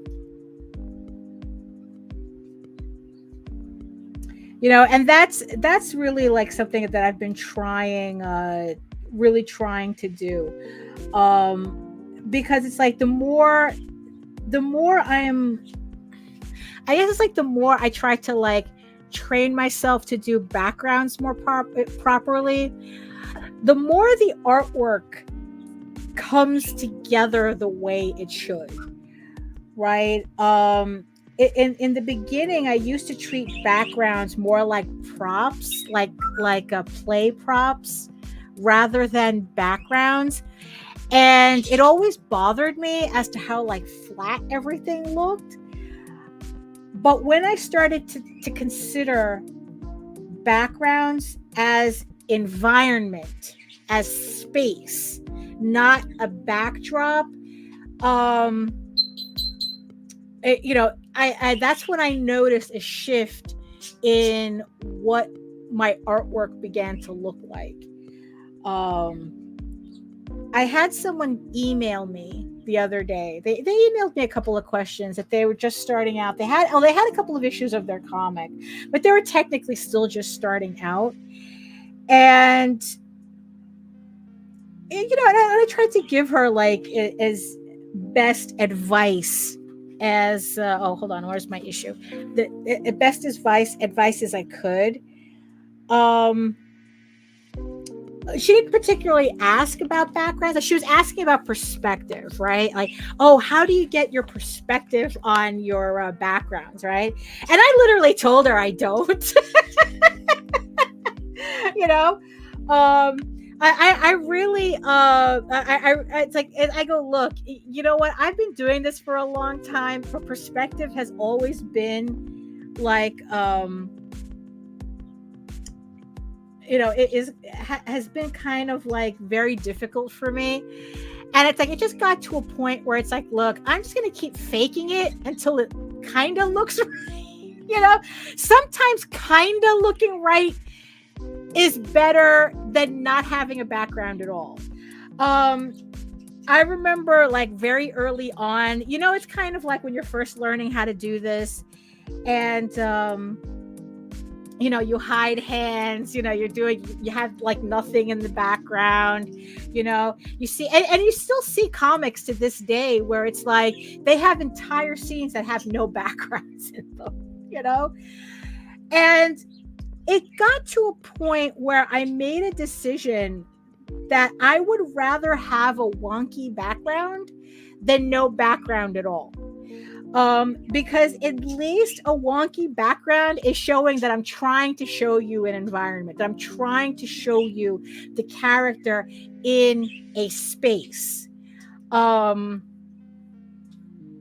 in the end, the space, you have to also consider, not only do you have to consider the environment just in general, but your environment is part of the story. it's like, look, I read, I just read you that script, right? And Jose is telling me, like, where are they, right? So the environment is important. I can't, like, right now I just have like him in this very tight scene where he's walking through all these this rocky um this rocky environment, right? But the next page is where I'm going to pull out the scene and show the rest of the let me see. In my opinion, if you want to be background less, do what Ichiro Oda does in One Piece with certain dramatic moments. Yes, that's the funny thing too, because depending on like it's really funny, like, because what the Japanese like to do, what I notice, I'm not familiar with the One Piece comic. I mean, I've heard of One Piece. Who hasn't, right? It is that what the Japanese like to do. I mean, I do collect some manga, and what they like to do is they like to have like kind of like that master panel that has all the environment in it. Like, bam, we are showing you everything. That's like, this is, so that the reader sees immediately where, okay, this is where the scene is happening, right? And then the rest of the panels is kind of like your talking heads or your full bodies, but they're very sparse on the backgrounds, But the point is that if done correctly, you don't need to show that background, right? Yes, Tornado, establishing shot. Yes. Hello, Tornado. So yeah, it's like, so you're showing, you show the establishing shot, and if you do that well enough, you don't need to keep repeating it, through the scene, because the reader already knows this is the environment that they're in. So I don't need to constantly see it. European comics are the opposite. They don't really use establishing shots. It's kind of rare. Right? European comics. I also collect a lot of French and Belgian comics. And what they do is that their backgrounds are in every panel. Like, as the scene goes on, you are seeing that background. It's like, it's a full panel. So it's kind of like the complete opposite. They don't do establishing shots, right? So it's kind of interesting to see the difference between the two, between how the Japanese do it and how the European comics do that.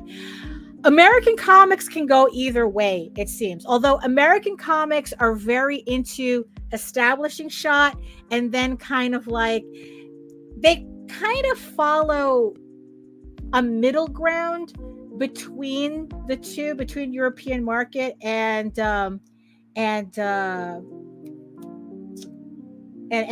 manga, right? The kind of, it kind of flows in the middle somewhere, where it's like there's always an establishing shot. Like, a lot of European comics don't open up with a splash page, if at all. They don't really.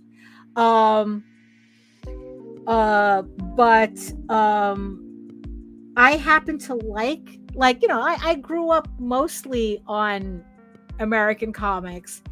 Well, I wouldn't say grew up on, because I was a late bloomer. I didn't start reading American comics until I was 12, 13, and then it's like, I really didn't get I didn't get a real sense of it until I got to high school, and I visited my first Forbidden Planet, which was my first comic book store ever. Usually, I was reading like stuff I would get from the supermarket or Barnes and Noble. Like, I had picked up ElfQuest from Barnes and Noble, and I had picked up my first Rocket Raccoon from the supermarket, literally. Let's see. Marcus says, a Tornado says, Requiem Vampire Night. Each panel looks like a painting by Da Vinci. I would have to look that up. And then Marcus says, what's the difference between an establishing shot and a regular panel? Are establishing shots what George Lucas likes to do in Star Wars? Well, I mean, it's like, oh wow, is comics and cinematography the same thing? That's a good question. So I mean, so an establishing shot, like for me, I like to use establishing shots when I start a scene, right? So maybe that's what you mean by that. So, like, okay, so say we're cutting to a scene of the cantina, right? Using Star Wars as your reference, right? So I think the establishing shot is the whole of the cantina, when he shows the whole of the cantina, right? And then I guess the regular panels is when you kind of feel like you're walking through the cantina, and you're seeing all the different aliens, and then you kind of like see in the background the corner where Han Solo and Chewbacca are sitting, right? So those I guess would be kind of like the regular panels.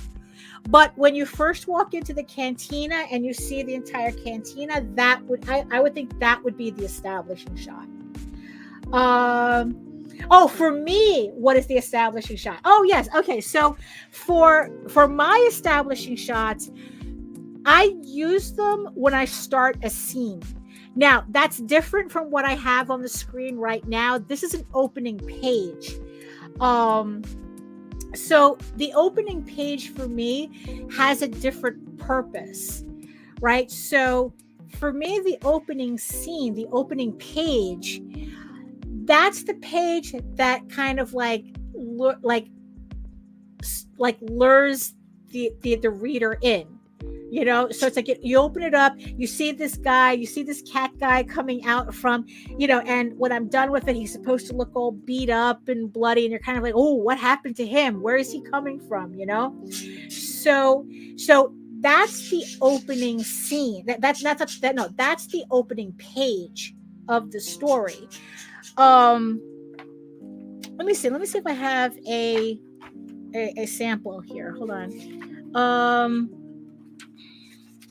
So like something like this. Okay, so this is the first page of the last issue that I did, right? This actually serves a dual purpose, right? So for me, this is the establishing shot and the opening page at the same time. Right. So the establishing shots are basically ways you introduce the setting, characters, and what may happen in a scene. Yeah, I think that's a pretty good definition. That's a pretty good definition, right? So this one is, like I said, it's both, because it's introducing the characters, it's showing them in this library. So you already know they're in a library, right? So when you turn the page, I don't really have to draw the library in every panel. But, like in this panel, even though there's no background, he's still in the library, right? And, and then it's like you have the different, the different backgrounds showing that he's moving in that environment. But you still know it's a library, right? I think hold on, I had an actual establishing shot in here.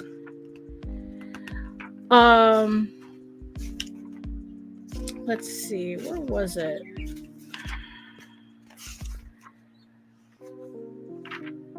Like, okay, like this one would kind of be an establishing shot, right? So, so I have the scene finishing here. So a new scene starts in the next panel. And then it's a wide shot showing that you are in a different environment. That it's definitely like, it is not, you are obviously not in the same spot as this last panel, which ends that scene. I mean, looking back at it, I would have done this a little bit differently. I probably would have laid it out a little bit differently so that this scene probably ended on this previous page, but that's neither here nor there. I think that this shows that, I think it clearly shows that this is a different scene, and you're seeing the environment that they're in, right? So, and then whatever background that you see in any of the next pages is just, it's like, that's just, like I said, showing the environment moving. Like where was that other scene? Where's the swamp? Okay. Like, and also like here, like I guess this would be another, like they're walking through and then they're overlooking a swamp. Like you're seeing that they're in a swamp area, right? So it's like, so you're seeing what they're looking at, and then at the bottom you know that they're walking through this swamp area, because you saw it here. So you don't need to see as much detail in the background, right? And then it's like, and then technically this issue ends on an establishing shot, right? So it's like, let's see, it's like they're, so they're walking like the final leg of their journey, and then you kind of see how their environment like changes, showing you, like, okay, it shows you a section, here's another section, and then here's the establishing shot of where they are. So that's the difference with how, that's how I see it. It's like, I'm pretty sure a lot of this is kind of universal, kind of, technicalities depending on medium here and there, but that's pretty much what I'm doing on this page right here. So I'm starting off with a tighter scene to kind of get kind of like an emotional opening, right? And then the next scene is going to show the courtyard that he's walking into with the fountain and the guy next to it, and the rest of, and then whatever the rest of that scene is going to be. Oh, thank you, Marcus. Oh, okay. So he's asking for, okay. So Tall Tales. So Tall Tales, the overall story is that it's a story of adventurers who are sent on a mission to retrieve a magical artifact that was stolen from their benefactor, from their sorcerer benefactor, right?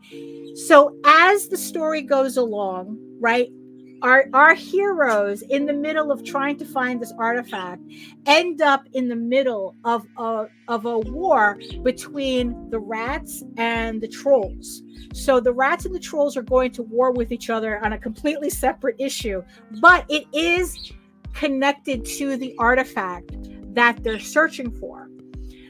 The problem is that as they go searching for the artifact, they uncover other political maneuverings on the part of an earl trying to simultaneously, I guess, use this war as a way to usurp his brother, who is the king.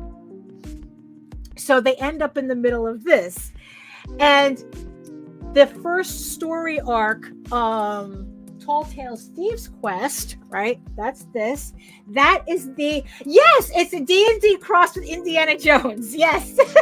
Yes. So the first 20 issues is the characters trying to retrieve the magical artifact and kind of maneuvering their way around this incoming troll rat war. The second story arc that I'm working on now is the continuation of that, but this one but the story is now dealing from the Earl who's trying to become king, using the rat and troll war as a cover for what he's doing. His city is under siege. He has plague ravaging through his city, and our heroes then go into this magical maze that has all these monsters to get to this magic fountain that has the water that could turn the tides for this city under siege. But unbeknownst to them, the Earl is using this whole thing as a cover for what he really wants to do. So yes, but Indiana Jones meets D&D, I think might be a faster way to tell the story. So but that's Tall Tales. It's kind of like, I like to describe it as Lord of the Disney, if Disney did Lord of the Rings, right? It's a fantasy adventure using animals instead of people. It's, and it's, it has action, adventure, political intrigue, and yeah, and it's but no recipes though. No recipes. It's maybe, I mean, Earl, I mean, it's like, I think the Earl might be a lot more ambitious than Denethor. But although I don't know if he's less evil. I don't know. And I think like the thing about the story is that evil is subjective in this story. It's a very gray area. It pretty much, the story kind of like runs on, it kind of like runs on the theme that who the hero is depends on what side you're on, type of thing, that everybody thinks they're the hero, everybody thinks they're doing the right thing. But the thing is, though, it's like there's certain people who I wouldn't exactly call the Earl a good guy either. It's like, so it's kind of like that. It's like I said, it's very Lord of the Rings. It's, very, kind of like Black Cauldron type, it's like definitely D&D. But yeah. So like I said, it's going to be on, it's uploading on Webtoons. You can also go to Tall Tales Online, TAILS online.com. The links are in the show notes. You can also read it for free on my website, and you can enjoy it that way. So I didn't even realize that we were already at the 2nd hour mark, which is usually where I end the stream. So I guess thank you, Marcus. It said best comic of 2025. Thank you. Thank you. So let's see, what am I gonna do here? Okay, so let me shut off this music. Okay, so there we go. So we almost, as always on this stream, I almost finish the piece. I never finished the piece in 2 hours. I don't think there's ever been one stream where I finish my artwork in 2 hours. I don't think so. Not without really starting it first. Right? But I am really, really happy with how this came out. I really like the way it looks. And what I like best about it is that it helped break the ice to getting this issue started, because sometimes just starting a comic is the hardest part. So at least this way. So if you hadn't, so this is what we started off with, right? This is what we started off with, the blue line, right? So we started off with this sketch, this crazy looking sketch, right? And then we ended up with this so far. And like I said, I'm very, very happy with it. But you know what? I think we accomplished a lot today. I really do. Let me just put this back here. Let me just. I mean, it's like not bad, I think, for not having a stream for about a month and a half, right? I mean, it's like really, I really did enjoy myself. Let's see. Talking while drawing is hard. Yeah, I mean, I'm pretty sure if I wasn't talking, I could have finished this page already. But then what's the point of the live stream? I mean, I could have done that without the live stream. The whole point of the live stream is that, we have this conversation. People can come in like Marcus and Tornado, and we can have this this conversation. We can learn things. Just have a good time. It's kind of like being at a convention without worrying about whether you're blocking my table or not. And in the end, that's the environment that I want. Always want for the streams. I want it to be a really chill vibe where we could just hang out. Maybe we're all working together, we're all drawing together. We're just like sharing this together. And that's my yes, marinate on ideas. It's like, look, HR gave me a great idea for a future sketchbook, that maybe if things, depending on how it comes out, maybe I could do actual cards with them. I don't know. So it's like, that's kind of like what I like about the streams. It's not like the vlogs where it's very like, it's just me and Nita talking and you guys happen to be there, type of thing. This, I think it's more like just with us. So we're hanging out pretty much. We're hanging out. We're having fun. And and I hope that that's exactly what happens. So hold on, let me just shut this off now.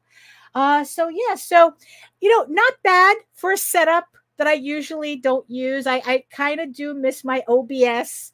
Maybe it's a little bit busy, but I do miss my OBS overlay. But you know what? It worked out just the same. So I got to figure out what's going on with StreamYard, that it won't read my cameras. Thank you, Tornado. Thank you. It's a fun hangout and we get to learn things. Yes, absolutely. So let's see here. So I guess, all right. So okay, so there we have it. So here we are, almost 15 minutes past the top of the hour. Thank you so much, everybody, for joining me today. Like I said, it's been about a month and a half since I did a stream, so it's very nice to kind of get back into this momentum again. Thank you so much to all the new people who were here as well. Thank you so much. Well, you know what? Thank you, everybody who joined me in the chat. Thank you, Lou. Thank you, HR. Thank you, Tornado. Thank you, Marcus. Joseph was there. Chris, thank you, Chris. Thank you, Melissa, very much. Thank you, Art by Trinity. Thank you so much for being here. Michael, did I miss anybody? I think I got everybody. I like to, Efrain, thank you so much, Efrain. It's not an official. It's not official until Efrain is ringing the bell at the beginning of the show. So thank you so much. And thank you so much to all my beautiful eyeball people. All of you who probably couldn't join us in the chat, but we're hanging out anyway. Maybe you had work to do that you had to kind of get through. And, I hope you learned something. I hope you had a good time. Oh, hey, Grant. Hello. We're just wrapping up here. Yeah, we're just wrapping up here. We had a fun time. We learned a lot of things, a lot of good ideas. So thank you so much, everybody who's watching and hung out for the entire 2 hours. Everybody here, the chat and the eyeball people, the real MVPs. Thank you so much.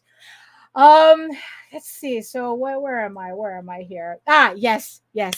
So again, thank you, everybody, for making this show quite a success. I really do think we got a lot of work done regardless. So if you want to learn more about me and my artwork and all the stuff that I have coming up, including my future Kickstarters, remember, House of Bob ends on, let's see, where am I? So so just remember that House of Bob, Fetish Fantasy, the sketchbook, ends on Kickstarter on Friday. The link is in the chat and in the show notes. You can pick up some spicy sketchbooks and some commissions from me if you want artwork from me. Friday's gonna be your last day to do that. After that, you're gonna have to wait until winter next year. You're going to end of next year to do this again, because I do not offer open call commissions. So if you want to get a commission from me, a sketch cover or anything like that, House of Bob, you'll be able to do that on the campaign. Also, let's see. So like I said, you can do that. And then also remember that you can head on over to egoworks.com, where you can find links to all of my galleries and social media sites. But I mostly post to Facebook.